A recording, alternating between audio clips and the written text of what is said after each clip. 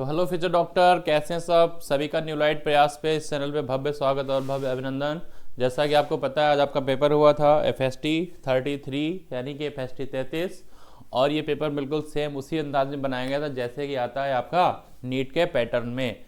तो आज हम लोग फिर यहाँ पे मिल रहे हैं डिस्कशन करने के लिए, और यहाँ पे डिस्कस करेंगे जैसे कि हम लोग पहले किए हैं आपके 101 से 150, मैं यानी डॉक्टर अनिरुद्ध अग्निहोत्री, और आपके 151 से 150 डिस्कस करेंगे आपके रिस्पेक्टेड सुधीर सर। तो डिस्कशन करने से पहले सर का मिशन आपको पता ही है कि अब पढ़ने का अधिकार सबको, डॉक्टर बनने का अधिकार भी सबको। तो बिना देरी किए देखते हैं कि आज के पेपर का पहला क्वेश्चन क्या था। तो पहला क्वेश्चन आपके सामने यहाँ पे लिखा हुआ देख पा रहे हैं आप, लिखा है निम्नलिखित में से कौन गलत तरीके से सुमेलित है। तो बच्चा यहाँ पे आपको देखना है गलत तरीका क्या है, गलत तरीका यहाँ पे क्या है। तो गलत तरीका यहाँ पे अगर आप ध्यान से देखें तो आपको यहाँ पर दिख रहा है सबसे पहले एक कोशिकीय युग्मक पॉलीसाइफोनिया। और जो कि पता है आपको बच्चा, जो पॉलीसाइफोनिया होते हैं इसमें नॉन फ्लेजिनेटेड यानी अकोशिकीय आपके पाए जाते हैं। नॉन फ्लेजिनेटेड यानी यहाँ पे अकशाभिकीय होना चाहिए था, ये एक नहीं लगा होना चाहिए था। इसको अंग्रेजी में हम लोग कहते हैं नॉन फ्लेजिनेटेड, और ये पॉलीसाइफोनिया की कंडीशन होती है। लेकिन ये यहाँ पे ये जो कंडीशन थी पहले उस हिसाब से ये गलत है। द्विकशाभिकीय जो इस पर भूरा शैवाल में होता है, जेमा कप मार्केंसिया में पाया जाता है, एक कोशिकीय क्लोरेला और आपका स्पाइरुलिना, ये सारी चीज़ें आपको याद रखना है। प्रोटिस्टा में अभी रखे गए हैं। तो यहाँ पे गलत क्या है, यहाँ पे गलत है आपके पास ऑप्शन नंबर 1। तो ऑप्शन नंबर 1 यानी विकल्प नंबर 1 बनेगा सही जवाब। आपका प्रश्न 101 क्या। अगला प्रश्न 102, कह रहे हैं निम्नलिखित में से कौन गलत है यहाँ पे। तो यहाँ पे सबसे पहले आपके सामने लिखा है जिंगो, और जिंगो आपको पता है ये आपका आता है आपका जिम्नोस्पर्म में। ये किससे बिलोंग करता है, ये बिलोंग करता है जिम्नोस्पर्म से। और जो आपके जिम्नोस्पर्म होते हैं इनमें फूल नहीं होते हैं, क्योंकि आपको पता है फूल की बात हम लोग एंजियोस्पर्म में करते हैं, ना कि जिम्नोस्पर्म में। तो ये बात यहाँ पे गलत दी गई है। साल्विनिया में आपको पता है विषम बीजाणु हेटेरोस्पोरस की कंडीशन पाई जाती है। बायराइड्स आरएनए के बने हो सकते हैं, और सरसों में सहायक कोशिकाएं होती हैं। तो यहाँ पे गलत क्या है, गलत यहाँ पे आपको दिख रहा है विकल्प नंबर 1, यानी कि विकल्प 1 जाएगा सही जवाब आपके प्रश्न 102 का। अगला प्रश्न है आपके सामने 103, कह रहे हैं चक्करदार सरल पत्तियां जलिका शिराविन्यास के साथ उपस्थित होती हैं कहाँ। तो ये उपस्थित होती हैं अल्स्टोनिया में। अल्स्टोनिया बनेगा इसका सही जवाब। अल्स्टोनिया में यहाँ पे जो सरल पत्तियां होती हैं चक्करदार होती हैं, और ये ऐसे ऐसे होल्ड में इस तरीके से एक घेरे में इस तरीके से होती हैं, इसको हम लोग बोलते हैं अल्स्टोनिया। अगला प्रश्न है आपके सामने 104। 104 बच्चा ये क्या कह रहे हैं, कह रहे हैं पुष्पीय लक्षण मुख्य रूप से आवृत बीजी की पहचान में उपयोग होता है, जबकि यहाँ पे ये बताना है कौन सा यहाँ पे किसके लिए फिट बैठेगा। तो कह रहे हैं पुष्प को सुरक्षित दबाकर रखा जाता है, नहीं ऐसा नहीं है बच्चा। यहाँ पे कह रहे हैं जनन भाग ज़्यादा स्थायी और संरक्षित होते हैं कायिक भाग की तुलना में, ये बात ज़्यादा सही है। पुष्प के साथ अच्छा कार्य करते हैं, नहीं पुष्प विभिन्न रूपों में होते हैं, नहीं। विकल्प नंबर 2 बनेगा आपका सही जवाब आपके प्रश्न 104 का।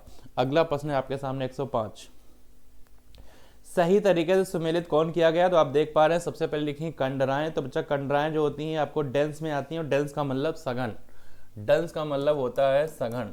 या तो इसको आप डेंस बोलिए अंग्रेजी में, और या इसको हिंदी में हम लोग बोलते हैं सघन, सघन संयोजी ऊतक।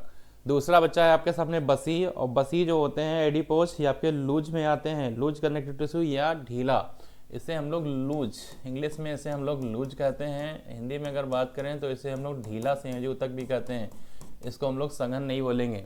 फिर उसके बाद आता है एरियोलर, और एरियोलर जो होता है ये आपके किस में आते हैं, लूज में आते हैं, और ये लूज के हिसाब से यहाँ पे लिखा हुआ है। उपास्थि ढीला में लिखा हुआ है, लेकिन उपास्थि किस में आते हैं, ये स्पेशल में आते हैं। तो स्पेशल का मतलब होता है विशेषीकृत। तो यहाँ पे क्या होना चाहिए, यहाँ पे होना चाहिए विशेषीकृत, ये विशेषीकृत संयोजी ऊतक होते हैं। तो ये सब गलत है। सही क्या है, सही है आपका विकल्प नंबर 3, सही है आपका विकल्प नंबर 3, आपका प्रश्न 105। अगला प्रश्न क्या है, अगला प्रश्न क्या है आपके सामने 106, सही तरीके से सुमेलित जोड़े का चयन करना है। तो यहाँ पर सबसे पहले कह रहे हैं लाल ग्रंथियों की वाहिनियों की भीतरी अस्तर पश्चिमावी उपकरा की होती है, नहीं। मुख्य गुहा की नम सतह ग्रंथिल उपकला की होती है, नहीं। नेफ्रॉन का नलिकाकार भाग ये होता है घनाकार उपकला से, ये बात बिल्कुल इनकी सही दी गई है। और ब्रैंकियल की आंतरिक सतह सल्की उपकला की होती है, ये बात भी नहीं है। तो एनसीईआरटी के हिसाब से यहाँ पे आपका विकल्प नंबर 3 बनेगा सही जवाब आपके प्रश्न 106 का। अगला प्रश्न है आपका 107। नर काकरोच में जनन तंत्र के कौन से भाग से शुक्राणु संग्रहित होता है? तो इसके लिए आपका स्ट्रक्चर पाया था सेमिनल वेसिकल, और सेमिनल वेसिकल को हम लोग क्या कहते हैं? शुक्राशय। इसको हम लोग सेमिनल वेसिकल भी कहते हैं, कभी कभी इस तरीके से भी आपको नाम लिखा मिल सकता है, सेमिनल वेसिकल।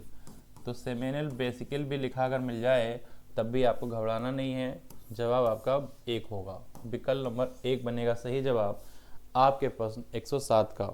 अगला प्रश्न क्या है? 108। पेरीप्लेनेटा अमेरिकाना रात्रिचर सर्वाग्राही होते हैं, बिल्कुल सही बात है, ये बात बिल्कुल सही है। उसके बाद कह रहे हैं ये एकलिंगी होते हैं, ये बात भी दोनों सही है, पर सही तो दोनों हैं पर सही व्याख्या करती हुई नजर नहीं आ रही हैं।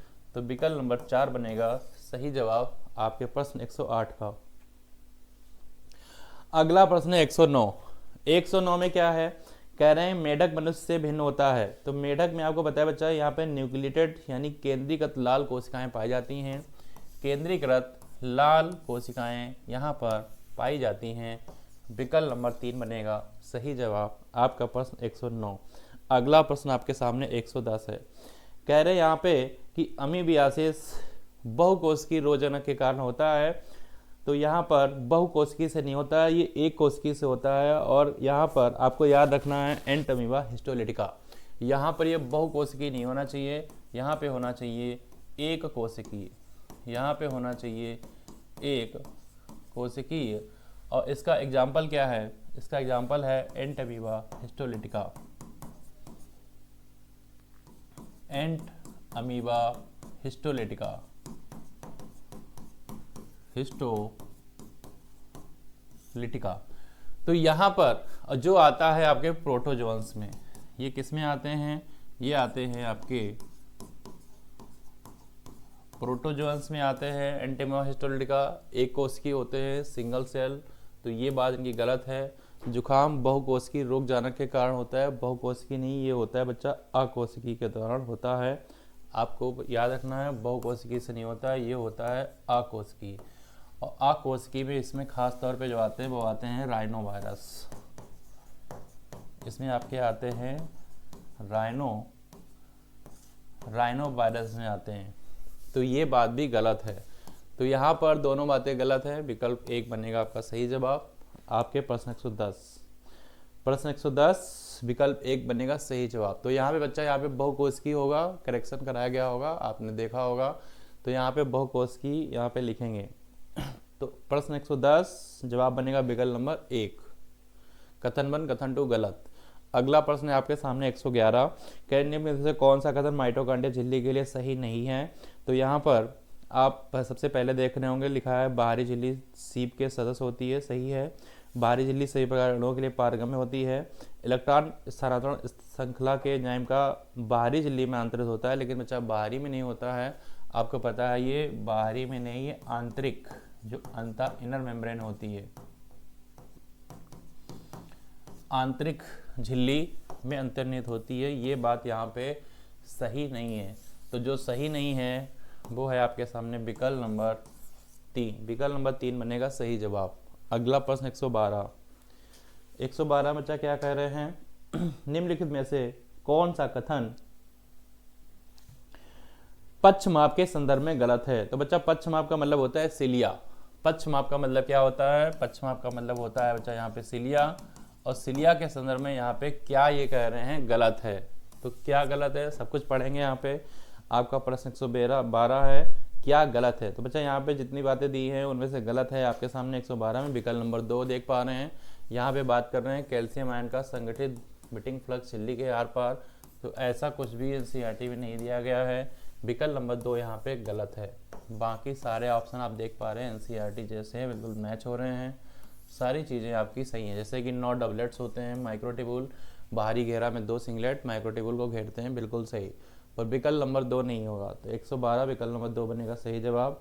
अगला प्रश्न है आपके सामने 113 बच्चा कह रहे हैं दिया गया चित्रात्मक निरूपण जीवित कोशिकाओं में छोटे आणविक भार वाले कार्बनिक यौगिकों की एक श्रेणी को प्रदर्शित करता है। प्रदर्शित श्रेणी की और इसमें एक खाली अवयव X की पहचान करें। तो बच्चा आप यहाँ पे देख पा रहे हैं कि आपके सामने राइबोज शुगर, पेंटोज शुगर है राइबोज, और यहाँ पे आपको पता है कि ये यहाँ पे जो OH लगा है ये OH बता रहा है कि ये राइबोज शुगर है, यानी कि ये है आपके सामने राइबोज शर्करा, और राइबोज शर्करा है तो मतलब ये बनाएगी RNA, और RNA में आपको पता है पाया जाता है यूरासिल।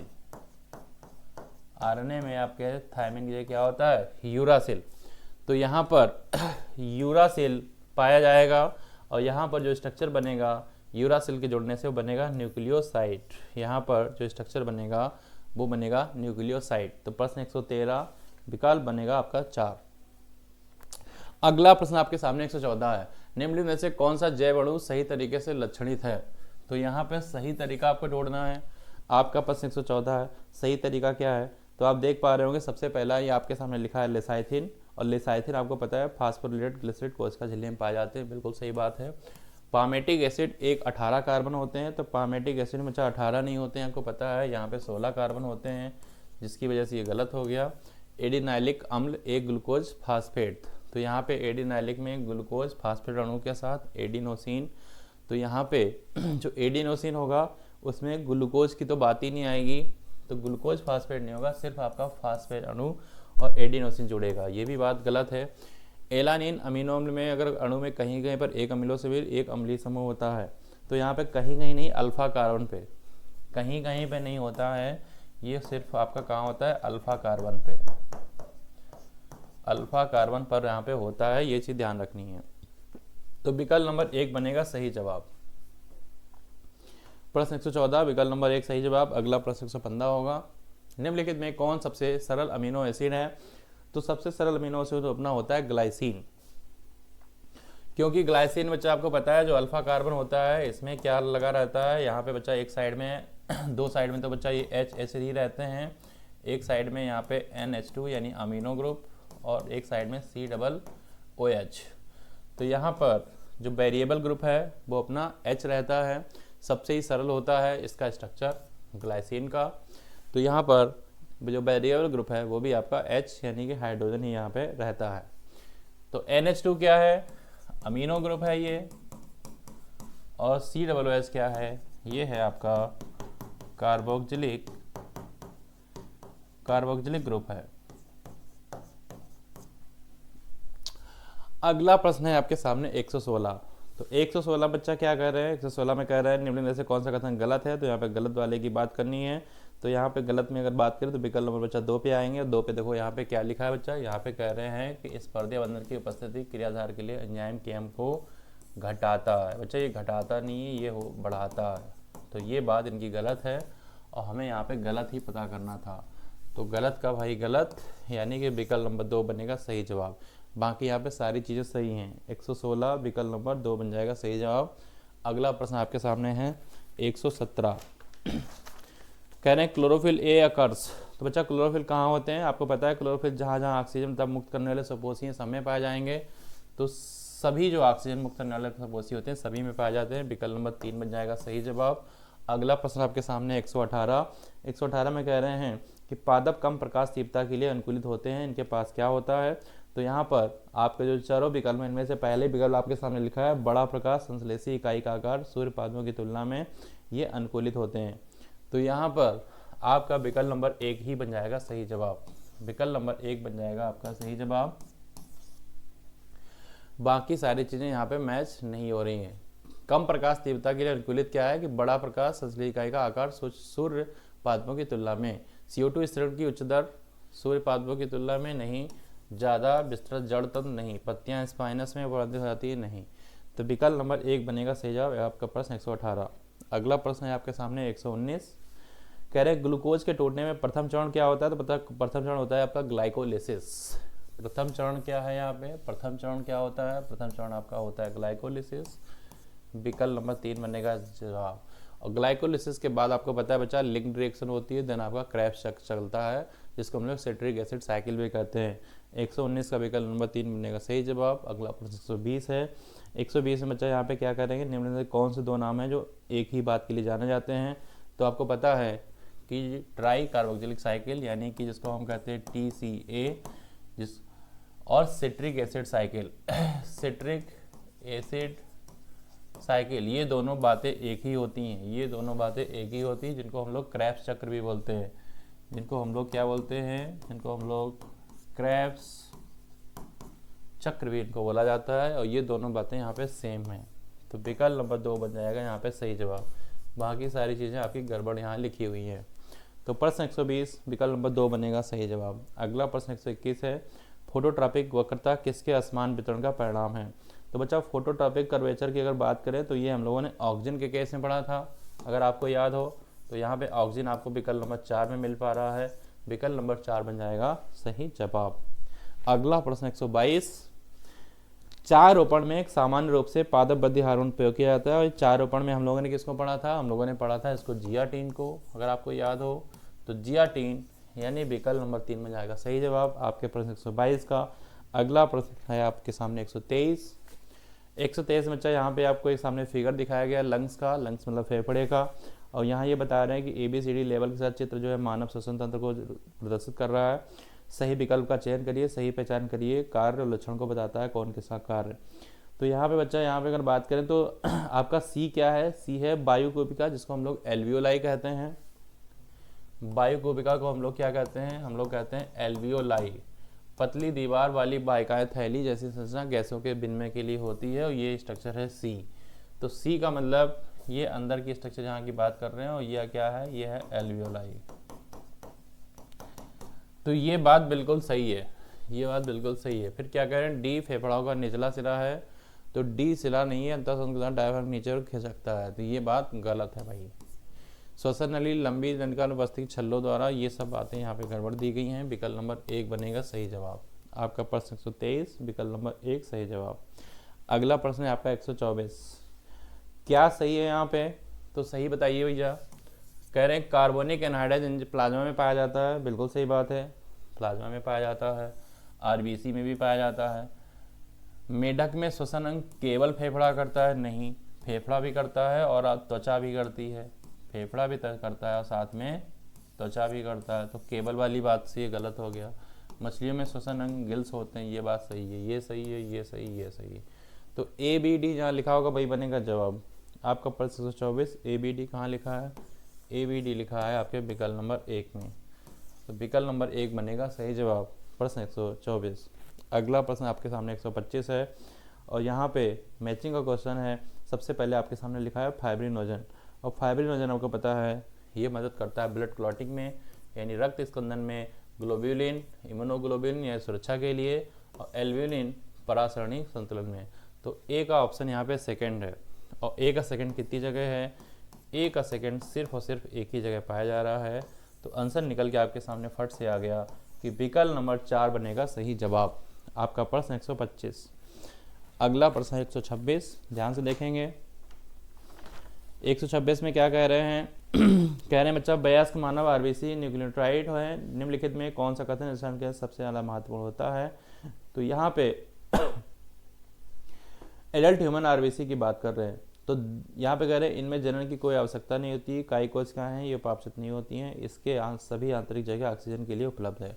तो बच्चा ये बात ज़्यादा फेट बैठ रही है कि जो आपके वयस्क मानव होते हैं ई न्यूक्लिएट क्यों है, मतलब यहाँ पे जो न्यूक्लियस होता है ये एब्सेंट क्यों होता है, क्योंकि इनके सभी जो आंतरिक खाली जगह ऑक्सीजन के परिवहन के लिए उपलब्ध हो, ये बात सही है। और डी आपका कहाँ लिखा है, डी लिखा है आपके विकल्प नंबर 4 पे, तो विकल्प नंबर 4 बनेगा सही जवाब आपका प्रश्न 126। अगली बात है 127। मनुष्य में कितनी जोड़ी पसलियां X जोड़ी पसलियों में से केवल कितनी जोड़ी पसलियां सत्य पसलियां, तो बच्चा पता है मनुष्य की आपकी 12 होती हैं, और 12 जोड़ी में से जो आपकी केवल जो 7 जोड़ी होती हैं उन्हें को हम सत्य पसलियां कहते हैं। आपको क्या करना है, यहाँ पे सही विकल्प का यहाँ पे चयन करना है, और सही विकल्प का चयन करने X Y के मान को सही तरीके से बताना है। तो x की वैल्यू बच्चा 12 है, y की वैल्यू 7 है, और ऐसा कहाँ दिया है, यहाँ तो दिया नहीं गया है 12 है, पर यहाँ नहीं दिया गया है, यहाँ नहीं है, यहाँ नहीं। x की वैल्यू 12, y की वैल्यू 7, ये सिर्फ दिया है विकल्प नंबर 4 में। तो विकल्प नंबर 4 यहाँ पे बनेगा सही जवाब। सत्य पसलियाँ स्पष्ट रूप से कसेरे उदाहरण से जुड़ी होंगी और उर्वस्थी पर 2 किनारों से आपकी रहेंगी। तो यहाँ पे जवाब क्या बनेगा, विकल्प नंबर 4। प्रश्न 127 विकल्प नंबर 4 सही जवाब। अगला प्रश्न 128, निम्नलिखित में से कौन सा मस्तिष्क का क्षेत्र अपने कार्य के साथ गलत तरीके से युग्मित है। तो सबसे पहला है कार्पस कैलोसम, दाएं और बाएं प्रामस्तिष्क गुलात के बीच संपर्क के सही जवाब है। सेरिब्रम आकलन और चिंतन के लिए सही जवाब है। मेडुला ऑब्लांगेटा के लिए होम्योस्टेसिस नियंत्रण के लिए, और सेरिबेलम लैंग्वेज यानी भाषा की समझ के लिए नहीं, ये शरीर संतुलन के लिए होता है। ये होता है शरीर संतुलन के लिए, ये होता है आपका शरीर संतुलन के लिए। तो यही यहाँ पे गलत है। और कौन सा गलत तरीके से पेश किया गया, तो गलत तरीके से पेश किया गया विकल्प नंबर 4।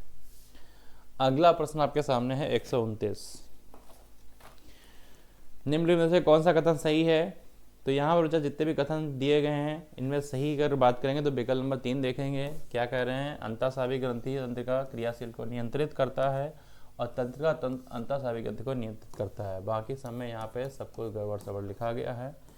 विकल्प नंबर 3 बनेगा सही जवाब। आपका प्रश्न 129। अगला प्रश्न 130 क्या करेक्ट है यहाँ पे मैच। तो एक साइड में आपके अंतःस्रावी ग्रंथियां हार्मोन है। तो सबसे पहले प्लेसेंटा एस्ट्रोजन निकालता है। ये बात तो सही है कि प्लेसेंटा से एस्ट्रोजन प्रोजेस्टेरॉन निकलता है, बात सही है, पर ये दुग्ध के श्रावण में नहीं होता है, आपको ध्यान रखना है। तो ये गलत हो गया। कार्पस ल्यूटियम आपका एस्ट्रोजन नहीं निकालता, ये निकालता है प्रोजेस्टेरॉन।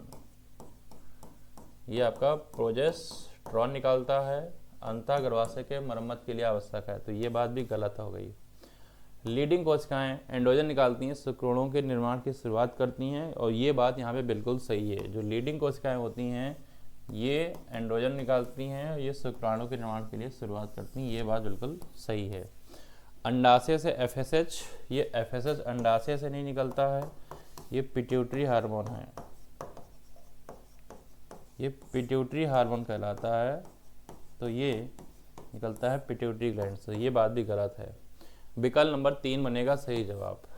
आपका प्रश्न 130 विकल्प नंबर 3 सही जवाब। अगला प्रश्न 131 स्टेटमेंट दिए गए हैं। तो सबसे पहले कह रहे हैं बाहित मल के प्राथमिक उपचार में बहुत प्रकार के सूक्ष्मजीवी, तो बच्चा बहुत प्रकार के नहीं होते हैं, सूक्ष्मजीवियों का उपयोग होता ही नहीं है। तो बहुत प्रकार नहीं होगा, सूक्ष्मजीवियों का उपयोग नहीं होता, ये होना चाहिए यहाँ पे, नहीं होता है। तो ये गलत दिया गया है। बाहित मल के द्वितीय उपचार में केवल सपोसी, तो बच्चा केवल सपोसी नहीं, यहाँ पे बात होगी विषमपोषी की। सपोसी नहीं यूज करते हैं यहाँ पे विषम हेट्रो विषमपोषी जीव का उपयोग किया था, ये बात भी गलत है। तो दोनों ही बातें गलत हैं। तो 131 का विकल्प बनेगा 1 सही जवाब। 1 और 2 दोनों ही आपके गलत हैं। विकल्प नंबर 1 सही जवाब। 132 में क्या होगा, निम्नलिखित में से कौन सा कथन यहाँ पे सही है। तो सही के लिए अगर बात करें, सबसे पहले ही आपके सामने लिखा है अनमूलीय परागणीय पुष्प सदैव ऑटोगैमस होते हैं, और इसको हम लोग कहते हैं क्लिस्टोगैमस। इसको हम लोग क्या कहते हैं, इसको हम लोग कहते हैं क्लिस्टोगैमस। ये क्लिस्टोगैमस आपको पता है क्लोज रहते हैं यानी कि बंद रहते हैं। तो सदैव इसमें क्या होगा, ऑटोगैमस होगा, ये बात बिल्कुल सही है। पर निषेचन केवल वायु द्वारा नहीं होगा। उन्मूलित परागणीय पुष्प कभी अनावृत नहीं होता है, तो ऐसा भी नहीं है कि कभी अनावृत नहीं होता है। समजातीय परागण में दो भिन्न पादपों की बात नहीं होगी, पुष्पों की बात हो सकती है, पादपों की बात यहाँ पे नहीं होगी।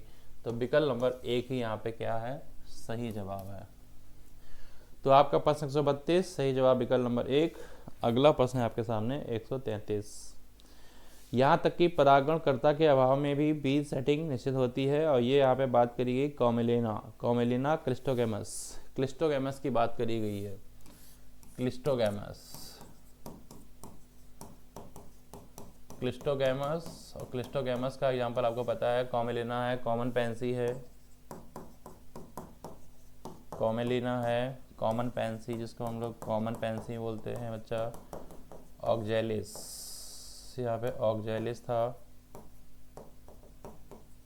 ऑक्जेलिस था यहाँ पे। तो कॉमेलिना की बात यहाँ पे दी गई है, आप ध्यान से देखिए, कॉमेलिना की बात दी गई है, विकल्प नंबर 1 बनेगा सही जवाब। आपका प्रश्न 133, विकल्प नंबर 1 सही जवाब। अगला प्रश्न 135, कैपेसिटेशन किसके परिवर्तन के लिए? तो निषेचन के पहले शुक्राणु में जो परिवर्तन होते हैं, निषेचन के पहले शुक्राणु में जो परिवर्तन होते हैं, कैपेसिटेशन। तो 134, विकल्प नंबर 3 सही जवाब। 135, सही विकल्प चुनना है। तो क्या है सही विकल्प? यहाँ पे जितने भी ऑप्शन दिए हैं इनमें सही विकल्प क्या है? विकल्प नंबर 3 देखिए, ब्लास्टोलिस गर्भाशय की दीवार में जाता है, वहाँ पे इम्प्लांटेशन होता है। यहाँ पे क्या होता है? इम्प्लांटेशन। यहाँ पे क्या होता है? इम्प्लांटेशन यानी अटैचमेंट होता है, ये बात सही है। पश मारुला फैलोपियन नलिका का मध्य भाग है? नहीं। ब्लास्टुला फैलोपियन नलिका का अंतिम फैलोपियन की तो यहाँ बात ही नहीं है। 8 कोशिका मारुला फैलोपियन शुरुआती स्थान होता है? नहीं। तो फैलोपियन की बात ये सब नहीं है, ये सब डिवाइडिंग सेल हैं जो सेल डिवाइड करती हैं। और ब्लास्टोसिस गर्भाशय की दीवार में जाके चिपकता है, ये इसके लिए संबंधित बात है। तो 135 विकल्प नंबर 3 बनेगा सही जवाब। अगला प्रश्न 136 है, मैचिंग का क्वेश्चन है, आपको बताना है ए मॉन्स पेबिस किससे मिला देंगे? विकल्प नंबर 3 मॉन्स पेबिस, विकल्प नंबर 3 मादा बाह्य जननेंद्रिय है। और ए का थर्ड कितनी जगह बचा? 3 जगह है। और आगे बढ़ो, बी में क्या मिला देंगे? 136 का बी का ऑप्शन क्या रहेगा? बी मतलब एंट्रम, एंट्रम मतलब ग्रेफियन फॉलिकल, यानी कि बी का ऑप्शन 4 हो गया। अब है ट्रोफेक्टोडर्म, ट्रोफेक्टोडर्म किससे मिलाएंगे? ट्रोफेक्टोडर्म मिलाएंगे वन से, यानी भ्रूण निर्माण। तो अब देख लेंगे क्या बनेगा आपका आंसर। ए का थर्ड है, बी का आपका 4th हो गया, लेकिन दोनों जगह सी का 1 एक ही जगह है। तो आंसर जाएगा सेकेंड, आंसर जाएगा आपका सेकेंड। आंसर 136 का सेकेंड दूसरा जाएगा। अगला प्रश्न 137, कैरन मेंडल ने अगर बात करें तो निम्नलिखित लक्षण में कौन सा मेंडल ने मटर को अपने प्रयोग में नहीं लिया था? तो मेंडल ने क्या ऐसा था जो नहीं लिया था? तो भाई बीज हरा पीला लिया था, फली फूली हुई था, सिकुड़ी हुई ली थी, तना लिया था, क्या नहीं लिया था? ये बात इन्होंने नहीं ली थी, ये बात इन्होंने नहीं ली थी, और जो नहीं लिया था वही बनेगा यहाँ पे जवाब। तो विकल्प नंबर 1 बन जाएगा यहाँ पे सही जवाब। अगला प्रश्न 138 है, निम्नलिखित में से कौन गलत तरीके से सुमेलित है? तो सबसे पहले करें मटर में स्टार संश्लेषण बहुएलील नहीं, ये बहुप्रभाविता की बात है, ये बहुएलील की बात नहीं है, ये बात है बहुप्रभाविता की, ये बात है बहुप्रभाविता की। यही यहाँ पे गलत है, गलत पूछ रहे हैं। तो विकल्प नंबर 1 बनेगा सही जवाब, बाकी सारी चीज़ें यहाँ पर सही बताई गई हैं। 138 विकल्प नंबर 1 बनेगा सही जवाब। अगला प्रश्न 139, एक महिला जिसके पास एक गुणसूत्र पर एक्स लग्न अवस्था है, या गुणसूत्र वंशागत हो सकता है केवल पुत्रियों में, केवल पुत्र में, या दोनों में? तो बच्चा 139 की बात है, दोनों में जा सकता है, बोथ सन और डॉटर दोनों में जा सकता है, पुत्र में भी जा सकता है और पुत्रियों में, क्योंकि सेक्स लिंक जो जीन होते हैं दोनों में जाते हैं, क्रिस क्रॉस मैनर में वंशागत होते हैं। विकल्प नंबर 4 बनेगा सही जवाब। अगला प्रश्न 140, निम्नलिखित में से कौन सी अवस्था मनुष्य में सही तरीके से गुणसूत्रीय असामान्यता संलग्नता के साथ अनुरूपित है? तो यहाँ पर जितने भी बच्चा ऑप्शन दिए गए हैं उसमें अगर बात करी जाए तो करेक्ट अगर मैचिंग की बात है तो आपका विकल्प नंबर 3 है। विकल्प नंबर 3 में आपको पता है यहाँ पे क्लीनर फिल्टर की बात करी गई है, और क्लीनर फिल्टर में क्या होता है? 44 ऑटोसोम्स होते हैं, और एक यहाँ पे क्या होता है? एक्सट्रैक्ट, अतिरिक्त कॉपी लग जाती है, एक यहाँ पे अतिरिक्त कॉपी रहती है, किसकी? अतिरिक्त कॉपी रहती है एक्स की। तो क्रोमोसोम नंबर कितने हो गए यहाँ पे? 44, ये हो गया 45, 46, 47, क्रोमोसोम नंबर कितने हो गए? 47 हो जाते हैं। तो क्लीनेफिल्टर सिंड्रोम यहाँ पे इस तरीके से होंगे, करेक्टर का डेवलपमेंट फेमिनाइन करेक्टर ज़्यादा हो जाते हैं। यहाँ पे अगर बात करें तो आपका फेमिनाइन करेक्टर डेवलप होते हैं, यहाँ पे ध्यान रखना।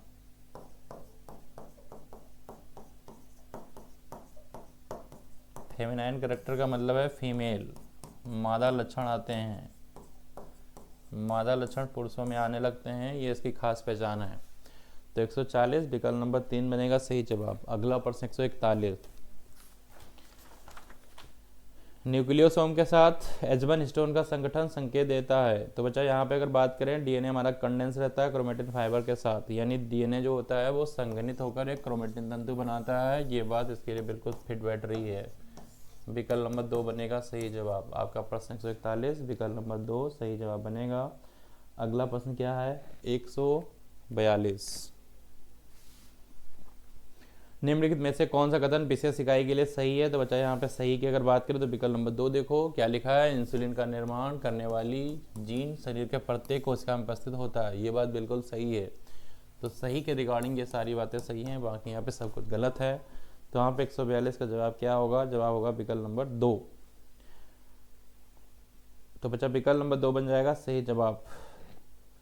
केवल न्यूक्लियोटाइड नहीं होगा, डीएनए 8 हिस्टोन के अंतर्भाग से मिलकर बना होता है। ये भी बात सही नहीं है। डीएनए आपको पता है इसमें, अच्छा डीएनए में क्या होता है? डीएनए में होता है आपका नाइट्रोजनस बेस होता है, शुगर होता है और आपका फास्फेट। इन तीनों से न्यूक्लियोटाइड बनता है। न्यूक्लियोटाइड की चेन से न्यूक्लियोटाइड बहुत सारे बनाते हैं डीएनए को। ये गलत है।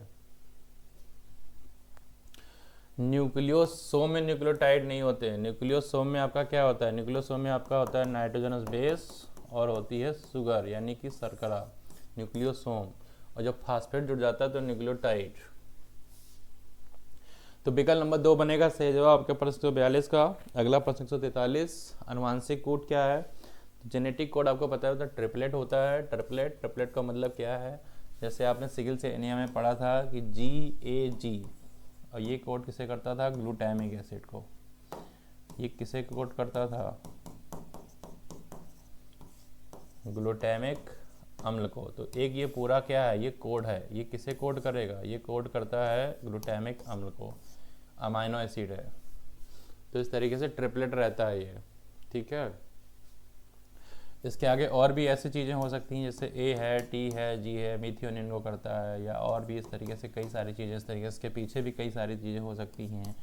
T है, A है, G है। तो जैसे ये कोड कर रहा है ऐसे ये भी किसी को कोड करेगा, वैसे मीथियोनिन ये भी कोड करेगा, ये भी किसी न किसी को कोड करता रहेगा। तो अनुवांशिक कोड कैसे होते हैं? जेनेटिक कोड ट्रिपलेट होते हैं। 143 विकल्प 1। 144, कौन सा कथन गलत? तो 44 में कौन सा कथन गलत? ईस्ट तंतुमयी काय है जबकि तंतुमय काय नहीं होता है। गलत क्या है? गलत ये है कि जो ईस्ट होते हैं वो तंतुमय काय नहीं होते हैं। ये सब बात इसके लिए नहीं है। तो नहीं, गलत का जवाब गलत, विकल्प नंबर 4। 144 विकल्प नंबर 4। 145, कौन सा कथन यहाँ पे सही है? तो यहाँ पे अगर बात करें, सबसे पहले करें जीवाणु केवल विषमपोषी होते हैं। तो अकेले विषमपोषी नहीं होते हैं, साथ आपके विषमपोषी के साथ में स्वपोषी भी तो हो सकते हैं ना। अकेले विषमपोषी नहीं होते हैं। तो यहाँ पे विषमपोषी भी हो सकते हैं, स्वपोषी भी हो सकते हैं। अबंपक, कवक, मृतोपजीवी जीव, किंगडम मोनेरा। मोनेरा से नहीं, मोनेरा से नहीं, ये कवक यानी जो आपके फंजाई हैं, फंजाई से बिलोंग करते हैं। तो ये बच्चा किससे बिलोंग करेंगे? ये मोनेरा से नहीं करेंगे। ये जो कवक हैं किस में आते हैं? अपने स्लाइम मोल्ड्स किस में आते हैं? अपंपक कवक, ये आते हैं प्रोटिस्टा में। अबंपक कवक आते हैं प्रोटिस्टा में। किस में आते हैं? ये कवक जैसे लक्षण रखते हैं पर आते किस में? इसको हम लोग बोलते हैं स्लाइम मोल्ड। इसको हम लोग बोलते हैं स्लाइम मोल्ड। और ये आते हैं किस में? ये आते हैं आपके प्रोटिस्टा में, जिनकी बाउंड्री नॉट वेल डिफाइंड होती है, उसमें आते हैं। तो ये बात भी इनके लिए भी गलत कही गई है। पहली बात गलत थी, दूसरी बात भी गलत है। माइकोप्लाज्मा डीएनए राइबोसोम कोशिका भित्ति रखता है। तो 145 की ये बात भी अगर बात करी जाए तो ये बात भी इनकी गलत है। कोशिका भित्ति नहीं रखता है, सेल वॉल नहीं होती है, कैन सर्वाइव विदाउट ऑक्सीजन, ये सब कुछ गलत है। यहाँ पे देखो, साइनोबैक्टीरिया किंगडम मोनेरा के अंदर वर्गीकृत एक सपोसी समूह है। बिल्कुल सही। सपोसी क्यों है? क्योंकि इसके पास में क्लोरोफिल ए होता है और ये क्या करता है? फोटोसिंथेसिस, ये करता है प्रकाश संश्लेषण, और प्रकाश संश्लेषण करके ये अपना भोजन खुद बनाता है। तो इसलिए ये विकल्प नंबर 4 जाएगा सही जवाब। 145 विकल्प नंबर 4। अगला प्रश्न 146, मैचिंग का प्रश्न क्या है? पाइला को किससे मिला दोगे? पाइला को मिलाएंगे हम रेडोला से। मेडुला में क्रेस्पिंग हार्मोन होता है रेडुला, तो ए का आंसर जाएगा थर्ड, पर एक आंसर 3 जगह थर्ड है। आगे बढ़िए, बॉम्बेक्स, बॉम्बेक्स मतलब कीट है, इसके अंदर पाए जाते हैं मेलपीजियन टिब्यूल, यानी कि मेलपीजियन नलिका। देन बच्चा अगर बात करें तो अगला क्या है, प्लूरोबैंकिया। प्लूरोबैंकिया आपको पता है इसमें कॉम्प्लेट हो पाए जाते हैं, कॉम्प्लेट। टीनिया में ज्वाला कोशिकाएं, आंसर क्या बनेगा, प्रश्न 146 आंसर बनेगा दूसरा। ध्यान से देखिए, ए का थर्ड है, बी का फोर्थ है, सी का सेकंड है, बिल्कुल सही। तो आंसर बन जाएगा आपका सेकंड, यानी दूसरा। अगला प्रश्न आपका क्या है, 147, क्या कह रहे हैं, कैन निम्न में से कौन सा कथन फाइलम कार्डेटा के लिए सही है। तो यहाँ पे सही क्या है, जो सही है उसको ध्यान से देखो, क्या सही है चारों में, चारों में सही है आपका बी और सी। तो आप ध्यान से देखिए जरा बी को, फिर ध्यान से देखिए सी को। वर्टिब्रेटा में भ्रूणी अवधि के दौरान नोटोकॉर्ड उपस्थित होती है, बिल्कुल सही है। केंद्रीय तंत्रिका तंत्र पृष्ठीय होगला होता है, बिल्कुल सही है। अब इसमें देखिए कि गलत क्या है, यूरोकार्डेटा में नोटोकॉर्ड सिर से पूंछ तक फैली होती है, तो ये यूरोकार्डेटा की बात नहीं है, सिफेलोकार्डेटा की बात है। ये यूरोकार्डेटा की बात नहीं है, ये बात है सिफेलोकार्डेटा। अगला क्या है, कार्डेटा को 3 सब फाइलम, हेमिकार्डेटा, ट्यूनिकार्डेटा और सिफेलोकार्डेटा। तो यहाँ पे बचा हेमोकार्डेटा नहीं है, हेमिकार्डेटा की जगह पे क्या होना चाहिए, वर्टिब्राटा। हेमिकार्डेटा की जगह पे क्या होना चाहिए, यहाँ पे हेमिकार्डेटा की जगह पे होना चाहिए वर्टिब्राटा, वर्टिब्राटा होना चाहिए, ट्यूनिकेटा और ये, तो ये भी गलत हो गया। बी और सी बनेगा सही जवाब, बी और सी, विकल्प नंबर 2 बनेगा सही जवाब। प्रश्न 147 विकल्प नंबर 2 सही जवाब। अगला प्रश्न 148 मैचिंग का क्वेश्चन है, ध्यान देंगे। एडिनोसाइट एप्टेनोसाइट की बात अगर बात आए तो ये बिलोंग करता है पेंगुइन से, तो इसको मिला देंगे पेंगुइन से। बी का बन होगा बच्चा टेरोपस, चमगादड़ से मिलाएंगे। और सी का बनेगा सेकेंड, सी का बनेगा सेकेंड। टेरोफाइलम क्या है, एंजल फिश है। और पेट्रोमाइजन लैम्प्रे है, ध्यान है आपको, साइक्लोस्टोमेटा से, तो साइक्लोस्टोमेटा से बिलोंग करता है लैम्प्रे, पेट्रोमाइजन। तो यहाँ बच्चा अगर बात करें आंसर क्या बनेगा, आंसर इस तरीके से आपका बन जाएगा 4। क्वेश्चन नंबर 148 आंसर बनेगा 4। अगला क्या है 149, 149 क्या कह रहे हैं, कह रहे हैं सब फाइलम वर्टिब्रेटा के सदस्य भ्रूणी स्थिति के दौरान नोटोकॉर्ड रखते हैं, वयस्क में नोटोकॉर्ड उपास्थि में तथा अस्थि वर्टिकल कॉलम के द्वारा प्रतिस्थापित हो जाती है। और ये बात यहाँ पे बिल्कुल सही बताएगी, जैसा कि एनसीईआरटी में लिखा है वैसे ही। कारण क्या है, इस प्रकार सभी कार्डेट्स वर्टिब्रेट्स होते हैं, तो ये गलत है। इस प्रकार सभी कार्डेट्स वर्टिब्रेट्स नहीं होते हैं, ये सभी वर्टिब्रेट्स कार्डेट्स होते हैं, ऐसे लिखा होना चाहिए। लेकिन सभी वर्टिब्रेट्स कार्डेट नहीं, ये भी यहाँ होना चाहिए, सभी कार्डेट्स वर्टिब्रेट्स नहीं होते हैं। तो ये गड़बड़ दिया गया है, उल्टा सुल्टा लिखा है यहाँ पे, सीक्वेंस सही नहीं है। तो आपका 149 विकल्प क्या बनेगा, विकल्प ये बनेगा कि ए आपका सही है, आर यहाँ पे गलत है। तो विकल्प नंबर 1 बन जाएगा सही जवाब। आपका प्रश्न 149 विकल्प नंबर 1 सही जवाब। अगला लास्ट प्रश्न है बच्चा यहाँ पे 150, ध्यान से देखेंगे। कह रहे हैं आपके सामने मैचिंग का क्वेश्चन है, एक टाइल साइड में पुष्प का प्रकार है, दूसरा सिर्फ उदाहरण है। तो सबसे पहले आप देख पा रहे हो आपके सामने लिखा है जाइगोमॉर्फिक, और जाइगोमॉर्फिक आपको पता है आपको कहाँ पाया जाता है, पी गुलमोहर बीन केसिया में पाया जाता है। तो जाइगोमॉर्फिक के लिए हमारे पास क्या लिखा है, याद कर लो, पी पी और आपका गुलमोहर, पी है गुलमोहर है, पी है गुलमोहर है, बीन केसिया, पी गुलमोहर बीन केसिया। पी का मतलब बच्चा यहाँ पे है मटर से, पी गुलमोहर बीन केसिया में क्या पाया जाता है, जाइगोमॉर्फिक। तो ए का ऑप्शन बन गया थर्ड, आंसर तो निकल के आ ही गया, लेकिन और आगे बढ़ते हैं। बी का है फर्स्ट, यानी हाइपोगाइनस सरसों में है। अब हाइपोगाइनस में हमने याद कराया था एमसीबी से, एमसीबी का मतलब क्या है, मस्टर्ड है, उसके बाद चाइना रोज, मस्टर्ड है, चाइना रोज है, और क्या है, ब्रिंजल, ब्रिंजल मतलब बैंगन, इसको हम लोग गुड़हल भी कहते हैं, इसको हम लोग गुड़हल भी कहते हैं। उसके बाद में क्या है, पेरीगाइनस, पेरीगाइनस प्लम पीच रोज, तो प्लम पीच रोज का मतलब सेकेंड से मिलाएंगे। उसके बाद में आपके सामने दिख रहा है इपीगाइनस, इपीगाइनस में आपको पता है कुकुम्बर में होता है, गुआवा में होता है, कुकुम्बर में होता है गुआवा, गुआवा मतलब अमरूद में रहेगा, और रे फ्लोरेट्स ऑफ सनफ्लावर यानी सूरजमुखी में, सूरजमुखी के रे फ्लोरेट्स में, सूरजमुखी के रे फ्लोरेट्स में दिखेगा। यहाँ पे प्लम, पीच और रोज का मतलब गुलाब। तो किसी भी तरीके से अगर मॉडिफाई किया गया आप ये क्वेश्चन कर ले जाओगे। विकल्प नंबर 4 बनेगा सही जवाब, विकल्प नंबर 4 बन जाएगा यहाँ पे सही जवाब। तो किसी भी तरीके से क्वेश्चन आएगा आप कर ले जाएंगे। तो हमारे सेशन के यहाँ पे क्वेश्चन यहाँ पे फिनिश हो रहे हैं, कहीं नहीं जाइएगा, बने रहिए सेशन पे। कुछ ही पल में आपके सामने आ रहे हैं रिस्पेक्टेड सुधीर सर, और पूरा का पूरा डिस्कशन का एंजॉय करिएगा। तो दीजिए हमें इजाज़त, फिर मिलते हैं कभी कभी अगले सेशन में। सभी को हमारी तरफ से Jai Hind, Jai Bharat, take care, bye bye. Hello बच्चों, आज आप लोगों ने FST 33 का टेस्ट दिया है और उम्मीद करते हैं बेटा आपका टेस्ट बहुत अच्छा हुआ होगा। ठीक है, 101 से लेके 150 तक आपसे डॉक्टर अनिरुद्ध सर ने डिस्कस किया और 151 से लेके 200 तक मैं सुधीर कटियार आपसे क्वेश्चन डिस्कस करूंगा। हिंदी माध्यम की श्रृंखला को बढ़ाते हुए हमारे सिंह सर का जो मेन मिशन है, पढ़ने का अधिकार सबको और डॉक्टर बनने का अधिकार सबको, उसी को आगे बढ़ाते हुए क्वेश्चन संख्या 151 को देखते हैं हम लोग बेटा। ठीक है, देखिएगा यहाँ पे पहले ही जो 151 का क्वेश्चन है वो मैचिंग का है।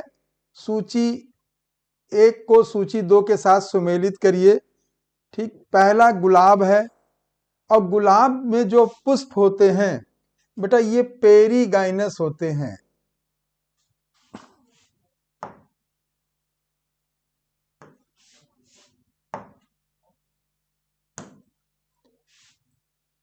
ये पुष्प जो है पेरीगाइनस होते हैं बेटा, जिनको हम लोग हाफ इंफीरियर भी कह सकते हैं या अर्ध ऊर्ध्ववर्ती भी कह सकते हैं। और इसमें पेरीगाइनस गुलाब के अलावा बेटा जो है पीच में भी हो सकता है और बेर में भी हो सकता है। दूसरा बेटा देखते हैं मटर है। मटर में जो बीजांडान्यास जो होगा ये सीमांत होगा।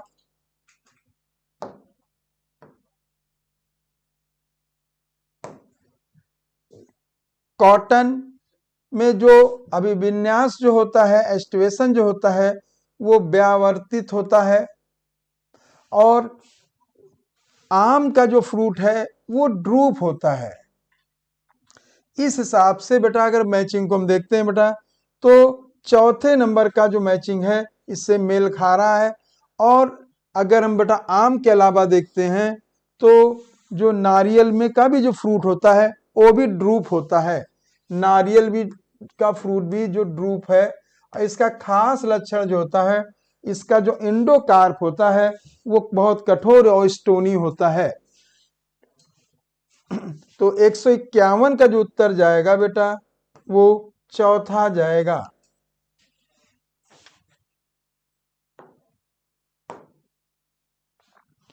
एक 152 नंबर का सवाल बेटा देखते हैं। संवहन बंडल के विषय में निम्नलिखित कथनों को पढ़ें। ठीक है, जड़ों में जाइलम और फ्लोएम एक संवहन बंडल में एकांतर तरीके से अलग अलग त्रिज्या पर व्यवस्थित होते हैं। ठीक है बेटा, अगर हम जड़ की बात करते हैं तो एक पे बेटा जाइलम होगा, दूसरे पे फ्लोएम होगा, फिर जाइलम होगा और फिर फ्लोएम होगा। और इनको जोड़ने वाला टिश्यू जो होता है वो कंजक्टिव टिश्यू होता है। तो ये जो है कथन सही है। संयुक्त बंद बंडल संवहन बंडल में कैम्बियम जाइलम और फ्लोएम के बीच में उपस्थित होता है। ठीक बच्चों, जो संयुक्त बंद बंडल है जो क्लोज होते हैं इनमें अगर हम बेटा बात करते हैं तो जाइलम और फ्लोएम के बीच में जो है कैम्बियम नहीं होगा। ठीक, खुला संवहन बंडल में जाइलम और फ्लोएम के बीच में कैम्बियम उपस्थित होगा। तो कैम्बियम जिनके बीच नहीं होगा उसे बंद कहेंगे। यहाँ पे बेटा अनुपस्थित होना चाहिए। और जिनके बीच कैम्बियम होगा उसे उपस्थित खुला वैस्कुलर बंडल कहेंगे। द्विबीजपत्री तने के संवहन बंडल के पास एंड आर्क प्रोटोजाइलम होता है। ठीक है बच्चों। एन डार्क का मतलब होता है प्रोटोजाइलम सेंटर की ओर, मेटाजाइलम बाहर की ओर होता है। एक्सआर का मतलब होता है प्रोटोजाइलम बाहर की ओर और मेटाजाइलम सेंटर की ओर होता है। ठीक। अगला, एक बीजपत्री जड़ में प्रायः 6 से ज्यादा जाइलम बंडल उपस्थित होते हैं। ये बात भी सही है। तो इस जगह पे 152 में जो उत्तर जाएगा बेटा वो चौथा जाएगा।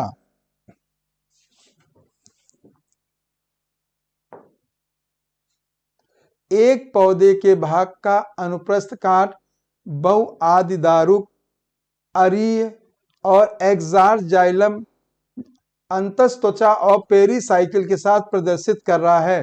पौधे की भाग की पहचान करें बेटा। अगर बेटा यहाँ पे बात करते हैं तो इस प्रकार में जिनमें जो है बहुआदिदारुक मतलब बेटा जो होगा पॉलीआर्क कंडीशन है, रेडियल बेटा वैस्कुलर बंडल है, एक्सार्च है। ठीक है। और अंतस्त्वचा और पेरीसाइकिल के साथ प्रदर्शित कर रहा है। ठीक। तो इस प्रकार का जो अरेंजमेंट होता है बच्चों वो जो है पाया जाता है एक बीजपत्री जड़ का लक्षण है। ठीक है बेटा। और 153 का जो उत्तर होगा बेटा वो पहला जाएगा। द्विबीजपत्री में 2 से 4 जाइलम फ्लोएम होते हैं बच्चों। ठीक है।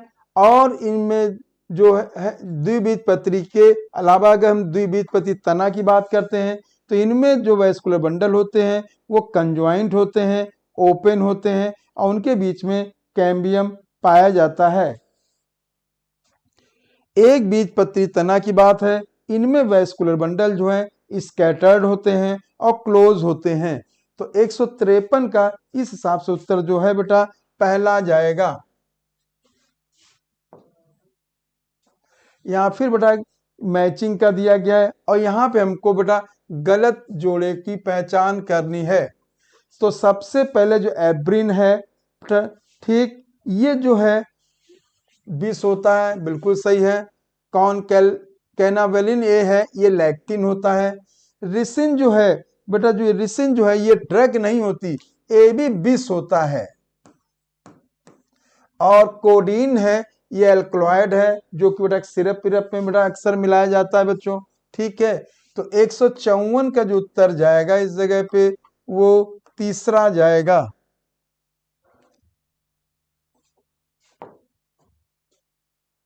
समष्टि पारस्परिक क्रियाओं के प्रकार का चयन करें बेटा।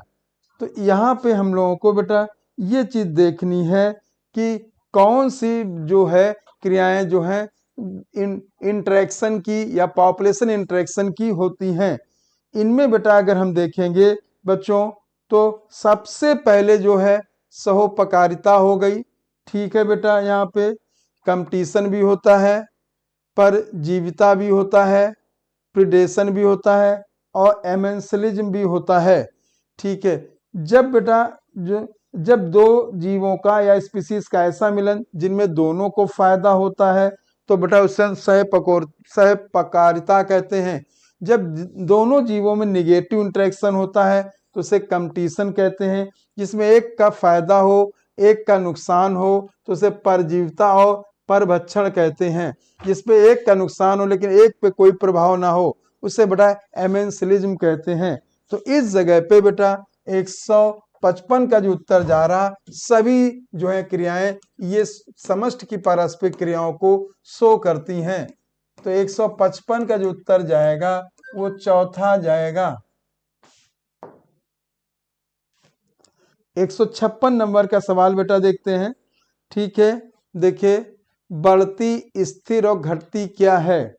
अगर यहाँ पे देखें बच्चों तो ये बात जो है पिरामिड के लिए कही गई है बेटा। जो आयु के अनुसार बेटा प्री रेप्रोडक्टिव, रेप्रोडक्टिव और पोस्ट रेप्रोडक्टिव जो है आयु के अनुसार जिनको रखा जाता है ये जो है बढ़ती हुई या स्थिर और बेटा घटती हुई क्रिया होते हैं। तो ये जो है आयु के पिरामिड होते हैं। उत्प्रवासन के प्रकार, अप्रवासन के प्रकार, ऊर्जा के प्रकार से नहीं है बेटा। तो ये जो है विशेष प्रकार के पिरामिड दिखाए गए हैं बच्चों। ठीक, तो जिनको बेटा एज के आधार पे रखा गया है। ठीक, तो 156 का जो उत्तर होगा वो तीसरा जाएगा। 157 नंबर का सवाल बेटा देखते हैं, निम्नलिखित में कौन सा वैसेक्टॉमी में हटाया जाता है। ठीक, तो वैसेक्टॉमी जो है इसमें हम लोग बच्चों जो है स्पर्म की पैसेज को ब्लॉक करते हैं, जिसमें वॉस डिफरेंस को हटाया जाता है। और ये जो घटनाक्रम है मेल में किया जाता है, और ट्यूबेक्टोमी जो है ये फीमेल में किया जाता है, और उसमें फैलोपियन ट्यूब को ब्लॉक किया जाता है। तो इस जगह पे उत्तर 157 का जो उत्तर जाएगा बेटा वो दूसरा जाएगा।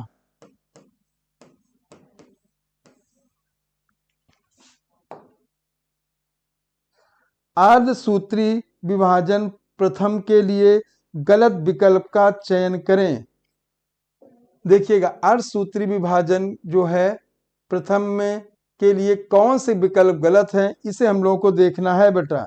तो सबसे पहले जो है यहाँ पे अगर हम देखेंगे बच्चों, ठीक, तो सिनेप्टोनीमल जो कॉम्प्लेक्स होता है ये अर्धसूत्री विभाजन प्रथम में होता है। ठीक, और ये जो है पैकेटीन में बनता है, और इसकी शुरुआत जो है जाइगोटीन में होती है। शुरुआत जाइगोटीन में होगी, और इसके बाद ये दिखाई देगा पैकेटीन में, और ये ब्रेक होता है बेटा डिप्लोटीन में।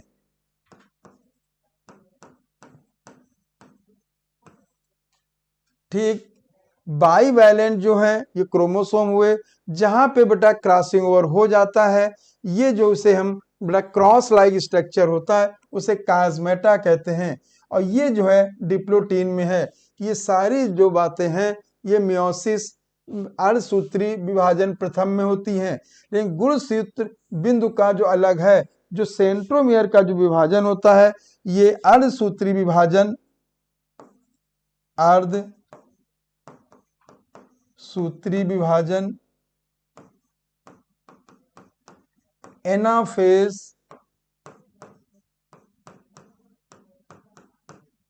द्वितीय की घटना है। ठीक बेटा, तो इस जगह पे 158 का जो उत्तर जाएगा बेटा वो चौथा जाएगा।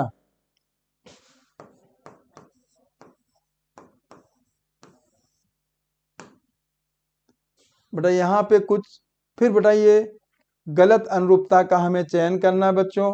ठीक, ल्यूकोसाइट में अमीबी गति होती है बेटा, ये याद रखना।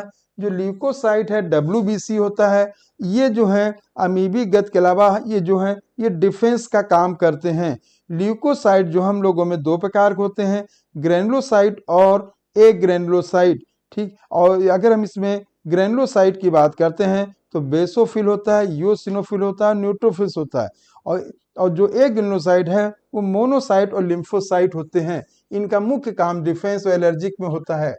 खोखले अंगों की भीतरी भित्ति कंकाली पेशी बेटा, अगर हम बेटा खोखले अंगों की बात करेंगे तो यहाँ पे कंकाली पेशी ना होके यहाँ पे स्मूथ मसल पाई जाती हैं, जिन्हें हम चिकनी पेशी कहते हैं, चिकनी पेशी। और ये जो है सभी अंतरांगों में पाई जाती हैं। ये नेचर में जो है बेटा ये जो है इनवॉल्यूंटरी होती हैं, और अगर अपीयरेंस में देखोगे तो ये नॉन स्ट्रेटेड होती हैं। ठीक, तो इस जगह पे जो उत्तर जाएगा वो अगर देखा जाए गलत अनुरूपता में तो आंसर मिल गया। 159 का जो है उत्तर दूसरा होगा। अंतरंग पेशियां, अनैच्छिक पेशियां बिल्कुल सही नेचर हो गया।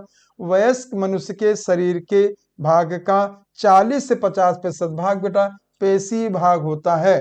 ठीक, तो इस जगह पे 159 का जो उत्तर जाएगा बेटा वो दूसरा जाएगा। कौन सी कपाली मेनिंजेस मस्तिष्क ऊतकों के संपर्क में होती है।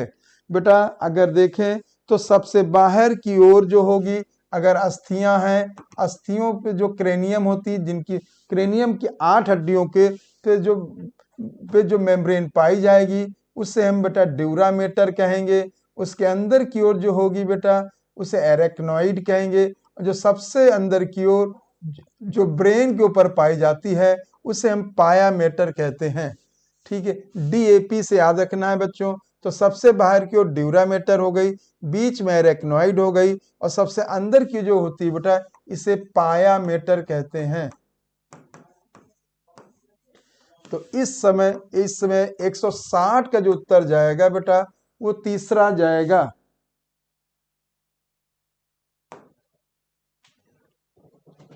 बेटा यहाँ दो कथन दिए गए हैं और इनको हमें देखना है। पीसीटी शारीरिक तरलों के पीएच तथा आयनीय संतुलन को इससे बनाए रखने के लिए हाइड्रोजन आयन, अमोनिया और पोटेशियम आयन का निस्संद में श्रावण और बाइकार्बोनेट का जो है ये पुनरावशोषण करता है।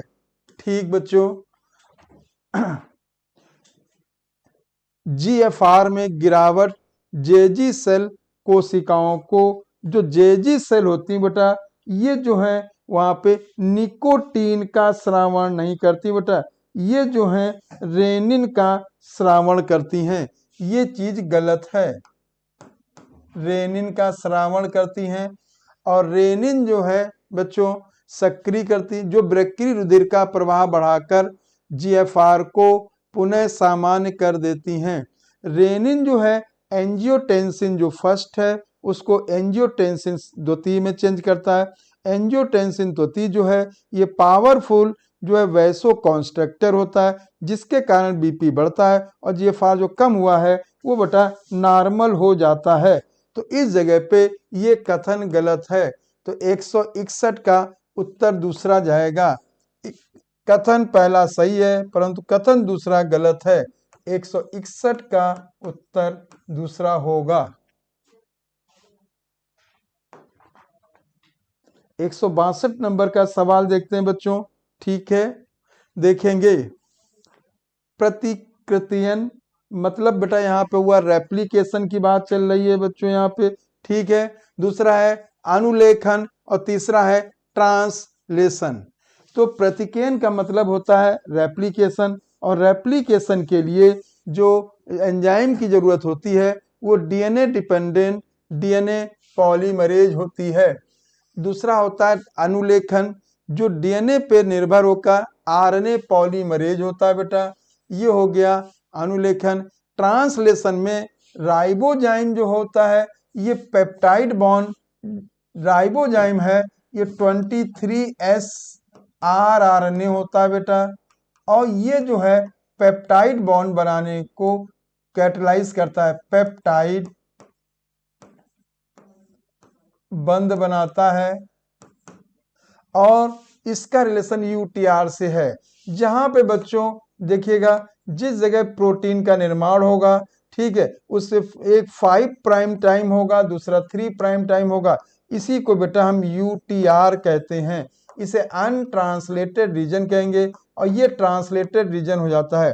ये 5 प्राइम पे भी होता है और 3 प्राइम पे भी होता है। तो इसका जो रिलेशन है बेटा इससे भी हो गया। तो इस जगह पे उत्तर 162 का जो उत्तर जाएगा बेटा वो जो है दूसरा जाएगा।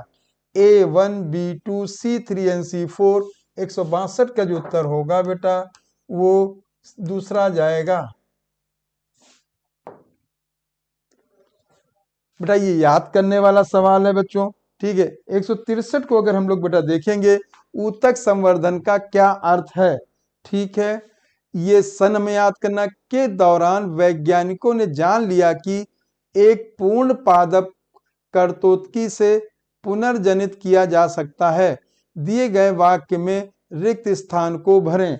अगर हम यहाँ पर रिक्त स्थान की बात बेटा करते हैं तो ये जो घटनाक्रम है वो 1950 के दशक का है। तो इस जगह पे 1950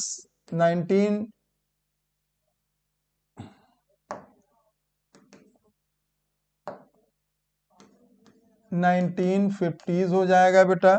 ठीक, तो इस जगह पे उत्तर जो जाएगा वो 163 का जो उत्तर जाएगा वो तीसरा जाएगा।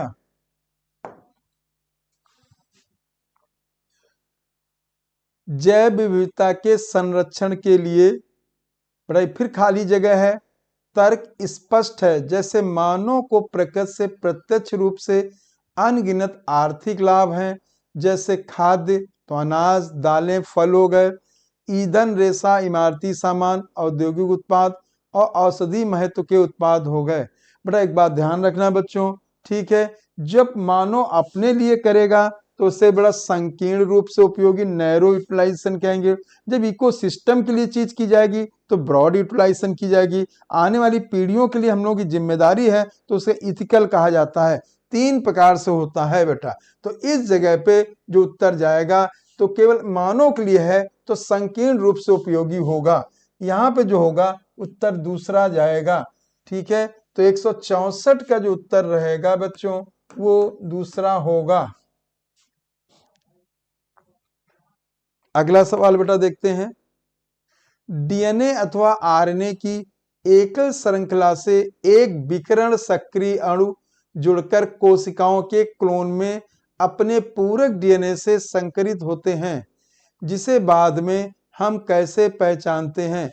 बेटा जितने भी रेडियो एक्टिव वाली चीजें हैं उनके लिए बेटा एक विशेष टेक्निक होती है जिसे हम बेटा ऑटो रेडियोग्राफी कहते हैं, ठीक है बेटा। ये जो है इसके द्वारा रेडिएशन को इसके द्वारा डिटेक्ट कर लेते हैं और हम उससे ये पता लगाते हैं बेटा कहाँ पे बेटा उत्परिवर्तन या म्यूटेशन या किस जगह पे जो हाइब्रिडाइजेशन की जो है वो तकनीक को पता लगाने के लिए किया जाता है। तो 165 का जो उत्तर होगा बेटा वो दूसरा होगा। दूसरे नंबर देखें, सोमैटिक हाइब्रिडाइजेशन है। सोमैटिक हाइब्रिडाइजेशन में 2 कोशिकाओं की सेल वॉल को गलाते डिसॉल्व कर देते हैं और उनको फ्यूज कर देते हैं, जिससे कि बेटा हम 2 अलग अलग स्पीसीज से एक के लक्षणों को एक ही स्पीसीज में लाने की कोशिश करते हैं। ये प्रक्रिया भी बेटा एक्सपेरिमेंट स्टेज पे है। जैसे टोमेटो और पोटैटो को मिला के पोमेटो बनाते हैं तो वो जो होंगे कायिक संकरण है, ये नहीं होगा। अगला बेटा रिवर्स ट्रांसक्रिप्शन। रिवर्स ट्रांसक्रिप्शन का मतलब बेटा होता है कि जब आरएनए से डीएनए बनता है जैसे रेट्रोवायरस तो उन्हें रिवर्स ट्रांसक्रिप्शन कहते हैं। ये मैग्नेटिक रेजोनेंस इमेजिंग है जिसके द्वारा हम बिना रेज के हम बेटा किसी भी आंतरिक अंगों के विषय में गहन जानकारी प्राप्त करते हैं। तो ये एमआरआई होता है, ये भी नहीं होगा। तो 165 का जो उत्तर जाएगा दूसरा जाएगा। 166 नंबर का सवाल बेटा देखते हैं, ठीक है। अपघटन के लिए सही कथन का चयन करें, ठीक है बेटा। देखते हैं, इसमें व्यापक रूप से ऑक्सीजन की आवश्यकता होती। बहुत से जो डिकम्पोजिशन जो अपघटन है जिसकी 5 अवस्थाएं होती हैं बेटा, उनके लिए ऑक्सीजन की जरूरत पड़ती है। अपघटन की दर तीव्र होती यदि अपरद नाइट्रोजन एवं जल विलेय तत्वों जैसे शर्करा से भरपूर होता, ये बात भी सही है बेटा। अपघटन की दर जल वायवीय घटकों अथवा तथा अपरद के रासायनिक संगठनों द्वारा निर्धारित होती, ये बात भी सही है। तो इस जगह पे बेटा अगर हम देखेंगे तो तीनों ही बातें जो कथन है वो अपघटन के लिए सही है। तो 166 का जो उत्तर होगा बेटा वो चौथा होगा, ठीक है बेटा। पॉपी पौधे का वैज्ञानिक नाम क्या है? ठीक बेटा, अगर हम पॉपी पौधे के वैज्ञानिक नाम की बात करते हैं बच्चों तो इसका वैज्ञानिक नाम जो है पपैवर फैल्सीपेरम नहीं होता है बेटा। पपैवर कोकाई कोकेन का होता है, ये भी नहीं होगा। पपैवर सोमनीफेरम होता है, ठीक है। और जो पपैवर सोमनीफेरम है इससे जो एक एल्कोलाइड प्राप्त होता है उसे हम रेजरपीन कहते हैं, हिमालयन रीजन में पाया जाता है। रेजरपीन जो है ये जो एल्कोलाइड होता है इससे प्राप्त होता है। एट्रोपा बेलाडोना होता है, ये भी नहीं होगा, ठीक है बेटा। और ये एक एल्कोलाइड है जो सेकेंडरी मेटाबोलाइट्स होता है। 167 का जो उत्तर जाएगा बेटा वो तीसरा जाएगा। फिर यहाँ पे बेटा मैचिंग का सवाल है, गलत हमें अनुरूपता का चयन करना है। अगर यहाँ पे बेटा गलत अनुरूपता की हम बात करते हैं बच्चों, अगर देखिएगा शाकाहारी जलीय पारितंत्र में मोलस्क होता है, ये सही है बच्चों। स्थलीय पारितंत्र में इसमें कीट बेटा शाकाहारी, ये भी बात सही है। जलीय पारितंत्र में मोलस्क उच्च मांसाहारी बेटा। हम अगर यहाँ पे बेटा बात करेंगे उच्च मांसाहारी जो है मोलस्क ना होके बेटा जो है वो मछलियां होती, बड़ी मछलियां होती हैं, बड़ी मछलियां होती हैं, तो ये गलत होगा। बकरी जो है जितने हर्बीवोर होते हैं बेटा वो सभी प्राइमरी उपभोक्ता होते हैं। तो 168 में अगर गलत अनुरूपता की बात करते हैं बेटा तो तीसरा जाएगा।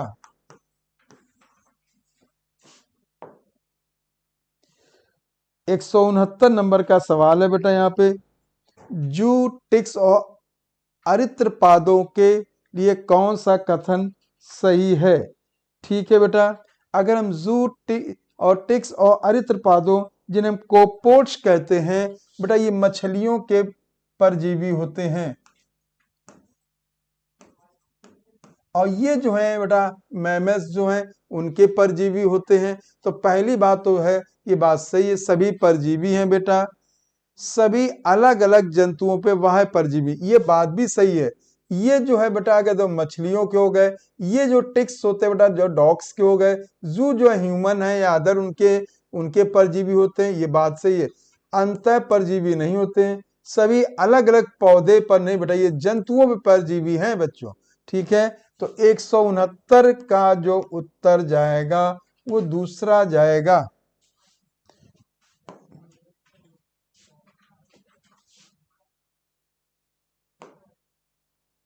नीचे दिए गए कथन का दिया गया सवाल बेटा, ठीक है, प्रत्येक अमीनो अम्ल के लिए विशिष्ट टीआरएनए होते हैं, प्रारंभम हेतु दूसरा विशिष्ट टीआरएनए होता है जिसे आरंभिक टीआरएनए कहते हैं। ठीक है बेटा, राइबोसोम संरचनात्मक आरएनए के साथ लगभग 80 विभिन्न प्रोटीनों का मिलकर बना होता है, ये बात भी सही है बेटा। स्ट्रक्चरल आरएनए जो होता है बेटा वो राइबोसोमल आरएनए होता है। तो अगर हम बेटा यहाँ पे देखेंगे तो यहाँ पे जो है दोनों ही कथन सही जा रहे हैं बच्चों। देखिएगा सब जब ट्रांसलेशन की प्रक्रिया होती है तो उसमें सबसे पहले एटीपी एनर्जी जो देता अमीनो एसिड को देता, वो अमीनो एसिड जो है विशेष प्रकार की टीआरएनए जुड़ती है जिसको हम चार्जिंग ऑफ टीआरएनए कहते हैं। ठीक है बच्चों, तो इस जगह पे 170 का जो उत्तर जाएगा बेटा वो चौथा जाएगा। 171 नंबर का बेटा देखते हैं, उपार्जित प्रतीक्षा के प्रकार का चयन करें। बेटा अगर हम देखेंगे बच्चों तो उपार्जित जो होता है, एक्वायर्ड जो होता है वो CMI OMI है। ठीक है, सेल मीडिएटेड इम्यूनिटी और जो है एंटीबॉडीज मीडिएटेड इम्यूनिटी होती है जो बी लिम्फोसाइट और टी लिम्फोसाइट नियंत्रित करती हैं। यहाँ पे बेटा उन्होंने बेटा का चयन करना, ये जो सभी है शारीरिक शोध जो है, कार्यकी रोध जो है, कोशिकी रोध जो है और साइटोकाइन रोध जो है, ये सभी प्रकार के जो है ये इन्नेट इम्यूनिटी या जन्मजात प्रतिरक्षा है, जन्मजात प्रतिरक्षा है बेटा। ठीक, 4 प्रकार की जन्मजात इन्नेट जो है प्रतिरक्षा इम्यूनिटी होती है। जैसे बेटा तो इसमें उत्तर जो है कोई नहीं होगा, 171 का जो उत्तर है चौथा जाएगा। और शारीरिक रोध की बात आती है तो बेटा इसके अंतर्गत बेटा जो है म्यूकस आएगा, म्यूकस। कार्यकी के अंतर्गत बेटा अम्ल आएगा, एसिड जो होता है स्टमक में, आंसू आएंगे। ठीक है बच्चों, और इनके अलावा जो है लार भी आती है। कोशिकीय अवरोध में बेटा जो है WBC आती हैं और इनमें बेटा जो है PMNL सेल्स होती हैं। PMNL को जो बेटा हम लोग जो है इनको है न्यूट्रोफिल मानते हैं और साइटोकाइन जो अवरोध है बेटा, इनमें इंटरफेरॉन जो वायरस द्वारा इन्फेक्टेड है उनमें बनती है एंटीवायरल प्रोटीन, इसे इंटरफेरॉन कहते हैं। तो इस जगह पे कोई भी नहीं होगा। गलत अनुरूपता का चयन करें। हीमोज्वाइन जो है एक विष पदार्थ होता है बेटा, जो प्लाज्मोडियम के जीवन चक्र के दौरान बनता है, मलेरिया परजीवी के दौरान। मलेरिया परजीवी के दौरान बनता है बेटा। ये वाहक रोग को फैलाने का काम करने वाले हैं बेटा, जैसे बेटा आपका मच्छर हो गया, और भी टाइफाइड जो है संक्रामक रोग है, असंक्रामक नहीं बेटा। तो गलत अनुरूपता में उत्तर जो है बेटा, जो है ये तीसरा जाएगा। और ये एक बेटा जो है बैक्टीरिया के द्वारा होता है, ठीक, जिसके लिए विडाल टेस्ट करते हैं। और साल्मोनेला टाइफी जो है बैक्टीरिया होता है, इससे टेम्परेचर हल्का बढ़ा रहता है। जुखाम जो है ये एक बेटा सबसे ज्यादा संक्रामक जो इन्फेक्शियस डिजीज जो है वो जुखाम होता है। ये जो बीमारी है जो राइनो वायरस के द्वारा होती है, राइनो वायरस के द्वारा होती है। और ये आरएनए वायरस होता है। ठीक है बच्चों, तो इस जगह पे 172 का जो उत्तर जाएगा वो तीसरा जाएगा। 173 नंबर का सवाल बेटा हम लोग देखते हैं यहाँ पे, जो यद्यप डार्विन का प्राकृतिक चयन का सिद्धांत जैव विकास के विषय में अच्छी तरह से समझाता है, लेकिन कुछ कमियां थीं। डार्विन की वो कौन सी कमियां थीं? तो बेटा देखिए, डार्विन जो है ये जो है ये तो कहते थे कि वेरिएशन एक जनरेशन दूसरी पीढ़ी में जाता है, लेकिन वेरिएशन के कारण पे या तो मौन थे या तो इन्होंने उसको एक्सप्लेन नहीं किया। ठीक है बच्चों, तो इस जगह पे इन्होंने वंशागति के विभिन्नताओं, यहाँ पे विभिन्नताओं होना चाहिए बेटा, विभिन्नताओं को अनदेखा किया। ठीक है, शांत रहे, तो ये बात ठीक है। डार्विन फिंचेस का अध्ययन किया, ये बात सही है बेटा, ठीक। और यहाँ पे कमियों में तो ये हो गया, गैलापैगस पे विस्तार पूर्वक अध्ययन की बात भी सही है। ठीक है, तो प्राकृतिक चयन के लिए अगर यहाँ पे बेटा देखा जाएगा तो जो उत्तर जो जाएगा 173 का वो पहला जाएगा।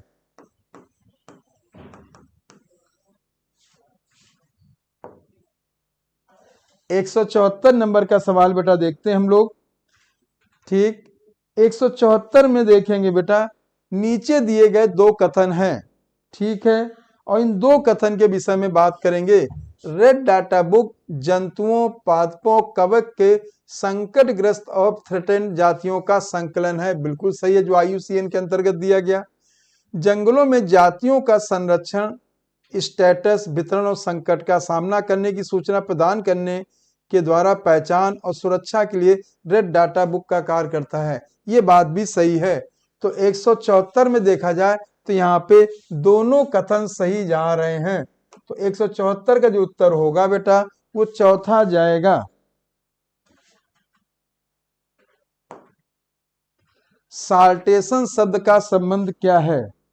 बेटा देखेंगे, जो साल्टेशन का मतलब होता है, ठीक, ये जो दिया था ह्यूगो डिब्रीज ने दिया था, टर्म डिब्रीज ने दिया था। और सिंगल स्टेप लार्ज म्यूटेशन का मतलब होता है विशाल उत्परिवर्तन का कदम, विशाल उत्परिवर्तन का कदम इसे कहते हैं बेटा, विशाल उत्परिवर्तन का कदम कहते हैं। ठीक, तो ये जो है जाति निर्माण के लिए दिया गया था, फ्लावरिंग के लिए नहीं, वृक्ष के कार्यों के लिए, गमन के लिए, निमन के लिए नहीं। ठीक है, तो ये जो है 175 का जो उत्तर जाएगा बेटा ये पहला जाएगा।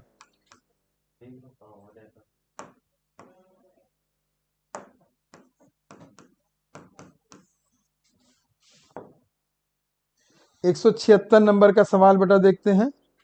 सही अनुरूपता का चयन करें। अगर हम यहाँ पे बात बेटा करते हैं, देखेंगे तो बाईवैलेंट जो है, ये जो है अर्धसूत्री विभाजन प्रथम में पाया जाता है। ठीक है बच्चों। गुणसूत्र बिंदु का अलग होना मध्यावस्था द्वितीय नहीं बेटा, पश्चावस्था द्वितीय में होता है। एनाफेज द्वितीय, पश्चावस्था द्वितीय में होता है। संजात गुणसूत्र जो अलग होते हैं बेटा, ये जो है बेटा, अगर हम बात करेंगे तो एनाफेज या पश्चावस्था प्रथम में होता है, पश्चावस्था प्रथम में ही होता है। तो ये बात भी गलत हो गई। तो इस जगह पे अगर देखा जाए तो 176 में पहली बात कथन जो है वो सही मेल खा रहा है। 177 नंबर का बेटा सवाल देखते हैं हम लोग। इसमें ये देखेंगे कि एलिसा जो है एंजाइम लिंक्ड इम्यूनोसॉर्बेंट ऐसे जो है प्रतिरक्षी पारस्परिक क्रिया के सिद्धांत पर कार्य करता है। रोग जनकों के द्वारा उत्पन्न संक्रमण की पहचान प्रतिजनों, जो प्रतिजन बेटा इसमें होती है बेटा, वो प्रोटीन और ग्लाइकोप्रोटीन होती है, वो प्रोटीन होती है और ग्लाइकोप्रोटीन होती है।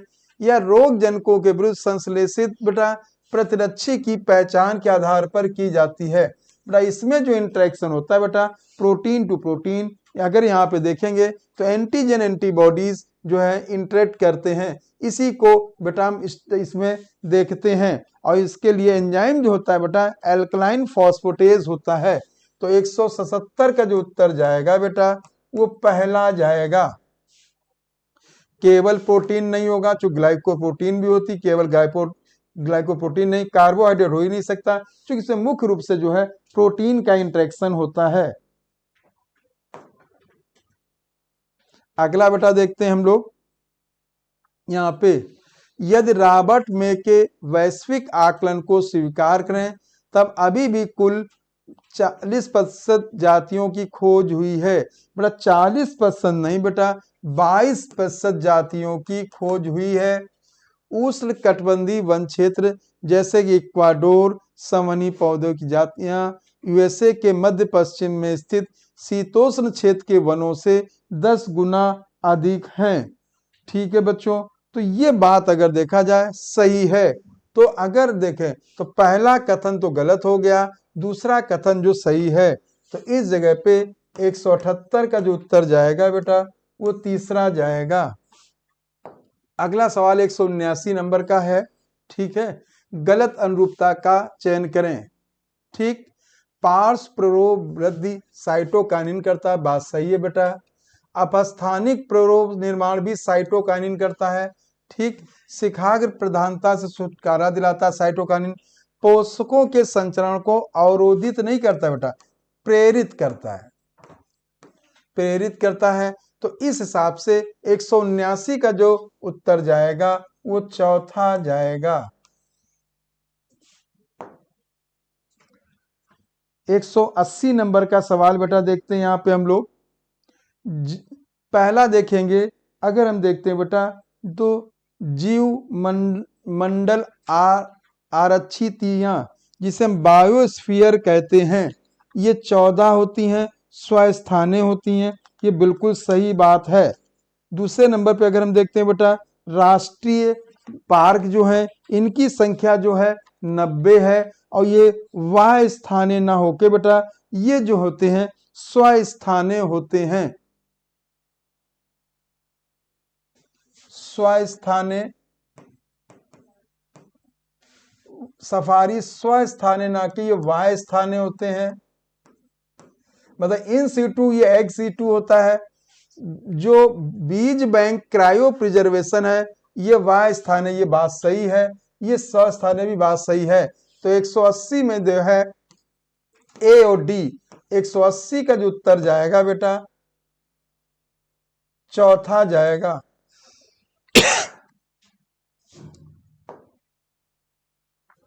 181 नंबर का सवाल बेटा देखते हैं हम लोग। ठीक, डार्विन का नवीन और शानदार अंतर्विचार यह था कि उन्होंने दावा किया कि विविधताएं जो कि वंशागत होती हैं और जो कुछ एक के लिए संसाधनों की उपयोगिता बेहतर बनाती हैं, क्वेश्चन वास स्थान के लिए बेहतर और अनुकूल करती हैं। ठीक बच्चों,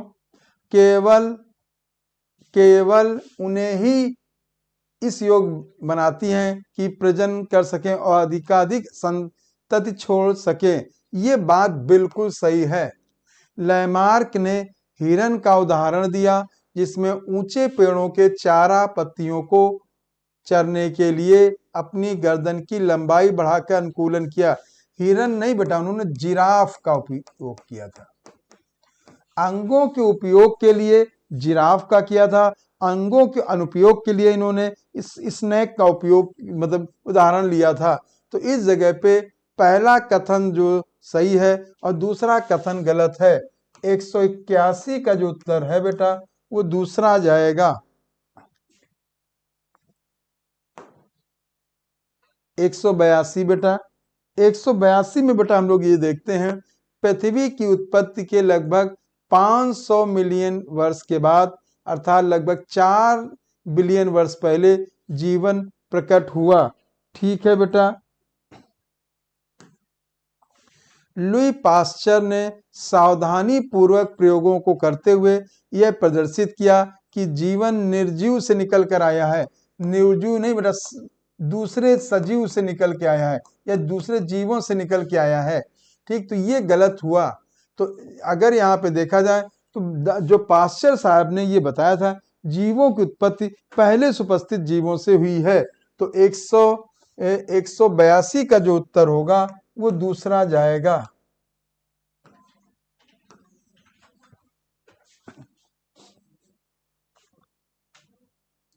आगे सवाल बेटा देखते हैं। 183 निम्नलिखित में से कौन सा कथन एंजियोस्पर्म के भ्रूणपोष के लिए सही है? ठीक है, यह द्विनिषेचन का उत्पाद बिल्कुल सही बात है। डबल फर्टिलाइजेशन के बाद ट्रिपल फ्यूजन से बेटा बनता है। भ्रूणपोषी बीज और अभ्रूणपोषी बीज दोनों में बनता है, ये बात सही है। जो एंडोस्पर्म है वो भ्रूणपोषी में बनता है, जिनमें बेटा एम्ब्रियो के द्वारा पूरा खा लिया जाता है उसे बेटा अभ्रूणपोषी कहते हैं। और जिनमें बेटा एम्ब्रियो के खाने के यूज करने के बाद भी बचा रहता है, ठीक, उसे बेटा है जो है उसे भ्रूणपोषी कहते हैं। मतलब एम्ब्रियो के द्वारा उपयोग करने के बाद बचा रहे तो उसे हम कहेंगे भ्रूणपोषी, और एम्ब्रियो को उपयोग करने के दौरान पूरा कंज्यूम हो जाए उसे कहेंगे अभ्रूणपोषी। ठीक है। इन ऊतकों की कोशिकाएं संरक्षित खाद्य पदार्थ सामग्री से पूरित होती हैं और विकासशील भ्रूण की पोषकता के लिए उपयोग किए जाते हैं। तो अगर बेटा यहाँ पे देखो तो बेटा तीनों बातें सही हैं। तो 183 का जो उत्तर जाएगा वो चौथा जाएगा। रिकॉम्बिनेंट डीएनए तकनीक से संबंधित कौन सा कथन सही नहीं है? तो ई कोआर ब्लंट किनारे का निर्माण करता है। बेटा ब्लंट किनारे का नहीं करता बेटा, ये चिपचिपे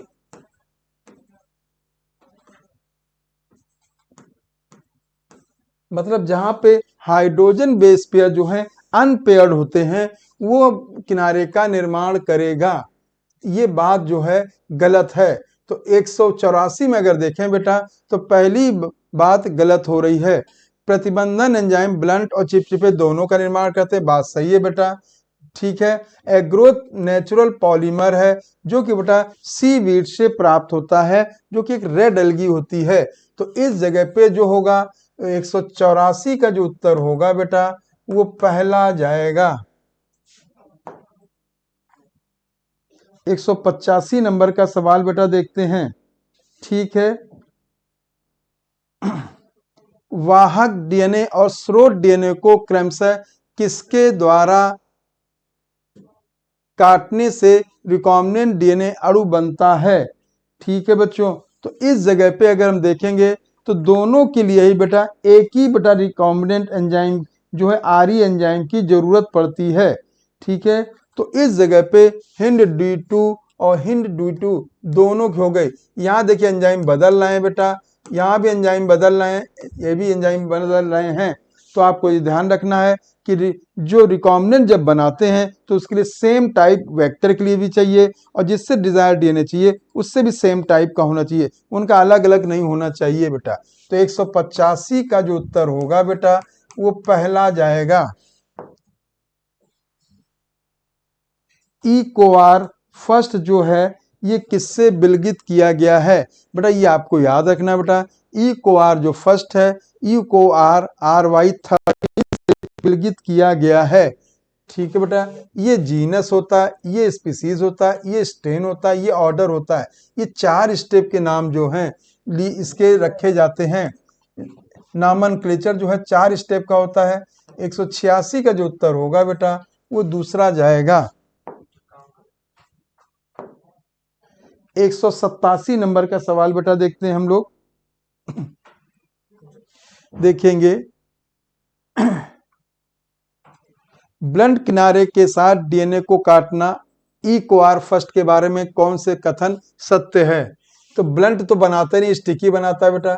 चिपचिपे किनारे बनाता है बेटा, जहां हाइड्रोजन बेस पेयर अनपेयर्ड होते हैं। एक विशिष्ट पैलेंड्रोमिक अनुक्रम की पहचान करता है बेटा। GAATTC जो है इसकी ये पहचान करता है बेटा। ये G और A के बीच में कट करता है। तो ये देखिएगा, अगर पैलिंड्रोमिक सीक्वेंस जो होगा GAATTC फिर GAATTC बेटा, अगर इसको 5 टाइम प्राइम पे दोनों तरफ अगर देखेंगे तो यही सीक्वेंस आएगा। इसी को पैलिंड्रोमिक सीक्वेंस कहते हैं बच्चों। तो 187 में BCD, 187 में जो उत्तर जा रहा है बेटा वो चौथा जाएगा। बेटा ये आपको याद करना है, EFB का पूरा नाम क्या होता है? बेटा जो EFB जो है इसका पूरा नाम है यूरोपियन फेडरेशन ऑफ बायोटेक्नोलॉजी होता है। यूरो फेडरेशन बायोटेक गलत है बेटा। यूरोपियन फ्रंट बायोलॉजी गलत है। European union federation of biome भी गलत है। तो 188 का जो उत्तर होगा बेटा वो दूसरा जाएगा।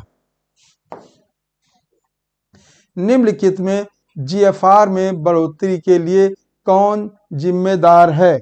अगर यहाँ पे GFR की बढ़ोतरी की बात की जाती बेटा तो इसमें के लिए 60 रिटेनिंग हार्मोन एल्डोस्टेरोन की भी जरूरत होती बेटा। ADH जो है एंटी डायरेटिक हार्मोन की भी जरूरत होती है, और रेनिन की भी जरूरत होती है।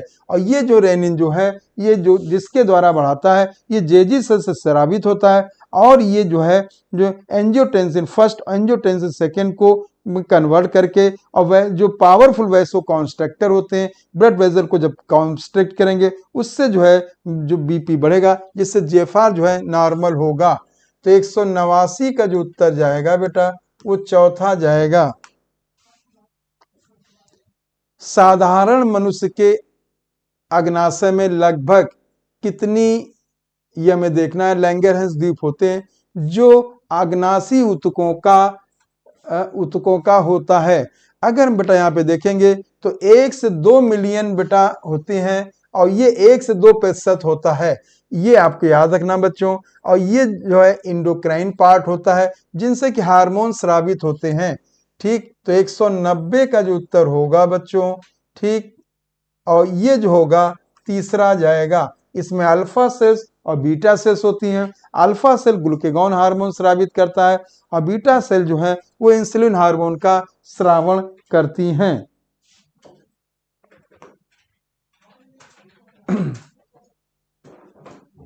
बेटा सही अनुरूपता का चयन करें। अगर हम यहाँ पे सही अनुरूपता की बात करते हैं बेटा तो फैमिली ऑर्डर को दिया गया है। जो फेलिडी है बिल्ली का है, जो फैमिली कार्निवोरा होता है बेटा। कुत्ते की जो है कैनेडी फैमिली है बेटा, कार्निवोरा हो गया। फैमिली सोलेनेसी जो है, जैसे बेटा आपका आलू है या और भी जो है टमाटर है, ये जो फैमिली सोलेनेसी ऑर्डर इसका पॉलीमोनियस होता है। हम मानो कि होमिनिडी हो गई, और इसका ऑर्डर जो प्राइमेट होता है। तो यहाँ पे अगर देखते हैं बेटा फैमिली ऑर्डर सभी का मिलान हो रहा है। तो 191 का जो उत्तर होगा ये तीसरा जाएगा। हाँ बेटा 192 नंबर देखते हैं बेटा। कौन सा चीज है बेटा इन 4 में जो 3 एक समान है और चौथी चीज अन्य से भिन्न है? तो बेटा देखिएगा, कोर छादी जो है ये जो है अभिविन्यास जिसे एस्टिवेशन कहेंगे, कोर स्पर्शी भी जो है ये भी अभिविन्यास या एस्टिवेशन कहेंगे। ये जो होता है प्लेसेंटेशन होता है, जिसको हम बेटा बीजांडान्यास कहते हैं।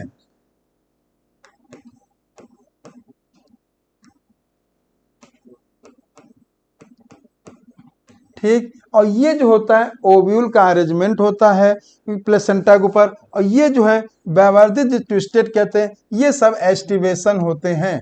ठीक है, तो इस जगह पे अगर देखा जाए बच्चों तो 192 में बेटा जो है तीसरा उत्तर जाएगा। और ये भित्ति विन्यास जो है ये जो है क्रूसीफेरी कुल के पौधों में पाया जाता है। ठीक है बच्चों, 193 नंबर का सवाल बेटा देखते हैं यहाँ पे क्या सही आ रहा है। सभी प्रकार के स्थायी ऊतक सजीव होते हैं, ये बात गलत है। क्योंकि बेटा सभी प्रकार के स्थायी ऊतकों में अगर आप देखोगे बेटा तो जैसे मान लीजिए हमने पैरेंकाइमा जीवित है, कॉलिंकाइमा जीवित, लेकिन स्क्लेरेंकाइमा वो जीवित नहीं होता है, मैच्योर अवस्था की बात कर रहे हैं। इसी प्रकार से आप कॉम्प्लेक्स टिश्यू देखते हो, कॉम्प्लेक्स जाइलम फ्लोएम होता है, उनमें भी फ्लोएम फाइबर है या जाइलम फाइबर, वो जीवित नहीं होते हैं। सभी प्रकार के स्थायी ऊतक निर्जीव होते हैं, ये बात भी गलत हो गई है, गलत है। तो इस जगह पे अगर देखा जाए तो उत्तर 193 का पहला जाएगा।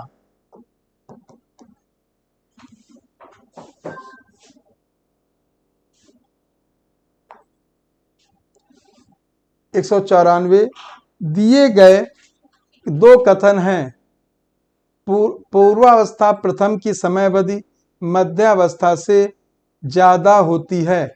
बिल्कुल सही बात है बेटा। ठीक है, जो प्रोफेज फर्स्ट की समय अवधि मध्यावस्था प्रथम से ज्यादा होती है। अर्धसूत्री विभाजन द्वितीय की समय अवधि अर्धसूत्री से कम होती है, ये बात भी सही है। तो बेटा अगर देखा जाए तो दोनों ही स्टेटमेंट यहाँ पे जो कथन है सही आ रहे हैं। तो 194 का जो उत्तर जाएगा वो चौथा जाएगा। बेटा आपको मालूम है प्रोफेज फर्स्ट की जो है क्रोमोसोम के बिहेवियर के आधार पे 5 उप अवस्थाएं हैं, जिनको हम बेटा प्रोफेज फर्स्ट है और उनकी 5 उप अवस्थाओं को लेप्टोटीन, जाइगोटीन, पैकेटीन, डिप्लोटीन और डाइकेनेसिस के नाम से जानते हैं। ठीक है, तो इस जगह पे तो उत्तर जो जाएगा चौथा जाएगा।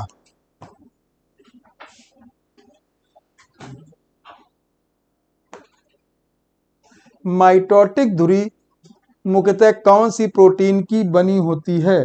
बेटा जो माइटोटिक जो धुरी है मुख्य रूप से जो है जो साइटोप्लाज्मिक स्केलेटन है और उनके माइक्रोट्यूब्यूल्स की जो प्रोटीन होती है जिसे ट्यूबुलिन कहते हैं उसकी बनी होती है। ठीक है, मायोग्लोबिन ये पेशियों में पाया जाता है। 195 का जो उत्तर है दूसरा जाएगा। ये जो मायोग्लोबिन पेशियों में पाया जाता है बेटा, और ये ऑक्सीजन को जो है स्टोर करता है, एकत्रित करता है।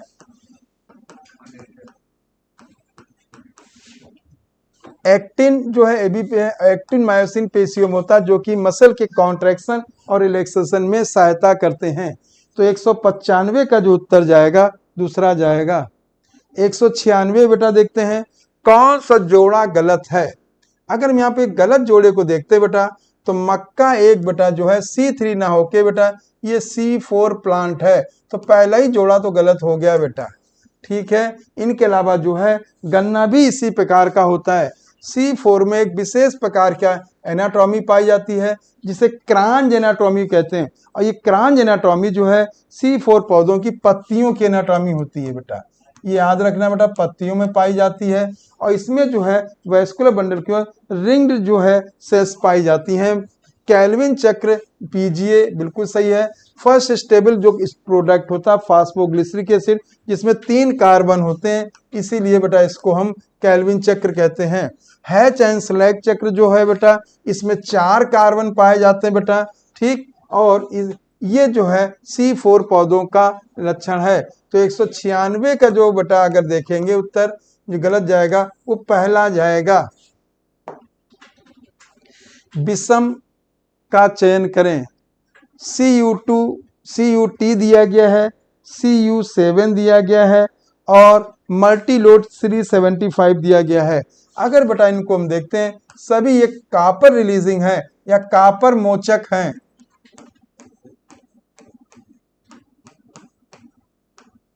और कॉपर मोचक जो कॉपर आयन का मुख्य काम होता है स्पर्म की मोटिलिटी को धीमा करना होता है।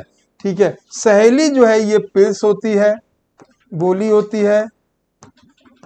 ठीक, नॉन जो कि बेटा हफ्ते में एक बार इसका उपयोग करते हैं, हफ्ते में एक बार इसका उपयोग करते हैं। और इसका जो कंटेंट होता है वो नॉन स्टेरॉयडल होता है, स्टेरॉयडल नहीं पाया था इसमें जो केमिकल स्टेरॉयड नहीं होता है, स्टेरॉयड रसायन नहीं होता है। और वो बेटा नोवेक्स डीएस होता है। और सहेली जो है इसको बनाने वाली जो कंपनी है CDRI central drug research institute, ये लखनऊ में बनाई गई है बेटा। तो इस जगह पे अगर देखें तो विषम जो हो जाएगा बेटा वो चौथा 197 का उत्तर जो है 4 जाएगा। प्रभावी बीमारी का चयन करें। ठीक, इसमें अगर देखें मायोटोनिक डिस्ट्रोफी जो है ये अलिंगी प्रभावी है।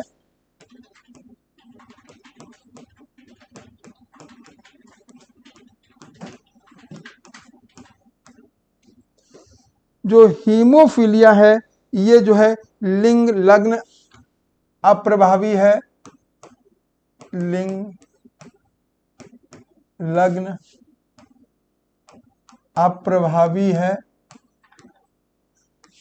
थैलेसीमिया जो है बेटा जो है, और इनकी जो सिकल सेल एनीमिया है ये भी जो है ये अलिंगी अप्रभावी हैं, अलिंगी अप्रभावी हैं। ठीक, तो अब इसमें बेटा आप देख रहे हो बेटा केवल जो है ये भी अप्रभावी है, ए भी अप्रभावी, ए भी है प्रभावी में केवल मायोटोनिक डिस्ट्रोफी आ रहा है। ठीक है, तो उत्तर जो जाएगा 198 का बेटा वो दूसरा जाएगा। फल मक्खी ड्रोसोफिला में 2 जीन ए और बी के बीच स्वतंत्र अपव्यूहन का अभाव किसके कारण नहीं होता है बेटा? देखिए, जब लॉ ऑफ इंडिपेंडेंट असॉर्टमेंट या स्वतंत्र अपव्यूहन ना होने का कारण मुख्य रूप से 2 जीन जो है फिजिकली रूप से एक ही क्रोमोसोम पे जुड़े रहते हैं। इस घटनाक्रम को मॉर्गन साहब ने लिंकेज कहा था या सहलग्नता कहा था। ठीक है, तो इस जगह पे बेटा जो हो जाएगा 199 का उत्तर जो है तीसरा जाएगा। ठीक, रिकॉम्बिन पुनर्संयोजन मतलब होता है जब क्रॉसिंग ओवर से जो बनता है उसे हम पुनर्संयोजन कहते हैं या विनिमय भी कहते हैं। जब जेनेटिक मटेरियल का आदान प्रदान होता है तो विनिमय कहते हैं, और जो इससे बनते हैं उसे पुनर्संयोजन कहा जाता है। तो 199 का जो उत्तर जो है वो तीसरा जाएगा।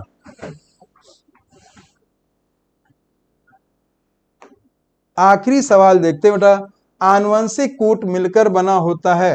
बेटा आनुवंशिक कूट जो है वो mRNA पे पाए जाते हैं, ट्रिपलेट होते हैं, और इनमें एडेनिन, ग्वानिन, साइटोसिन और यूरेसिल हो सकता है। कोई भी 3 हो सकते हैं, तो एडेनिन होगा, ग्वानिन होगा, साइटोसिन होगा, यूरेसिल होगा। ठीक, केवल थायमिन नहीं होता है। तो इस जगह पे बेटा अगर देखें तो ये तीनों ही कथनों में वो बेसिस आ रहे हैं। तो 200 का जो उत्तर जाएगा बेटा वो 4 जाएगा। ठीक है बेटा, इस प्रकार से बेटा हम लोगों ने लगभग 151 से लेकर 200 तक सभी सवालों को बेटा डिस्कस किया। ठीक है, खूब अच्छे से मेहनत करिए बेटा। ठीक है बेटा, आगे फिर बेटा आपसे मुलाकात होगी, और बेटा सारे सवालों को बेटा बार बार देखें बेटा। ठीक है बेटा, थैंक यू मेरे प्यारे बच्चों।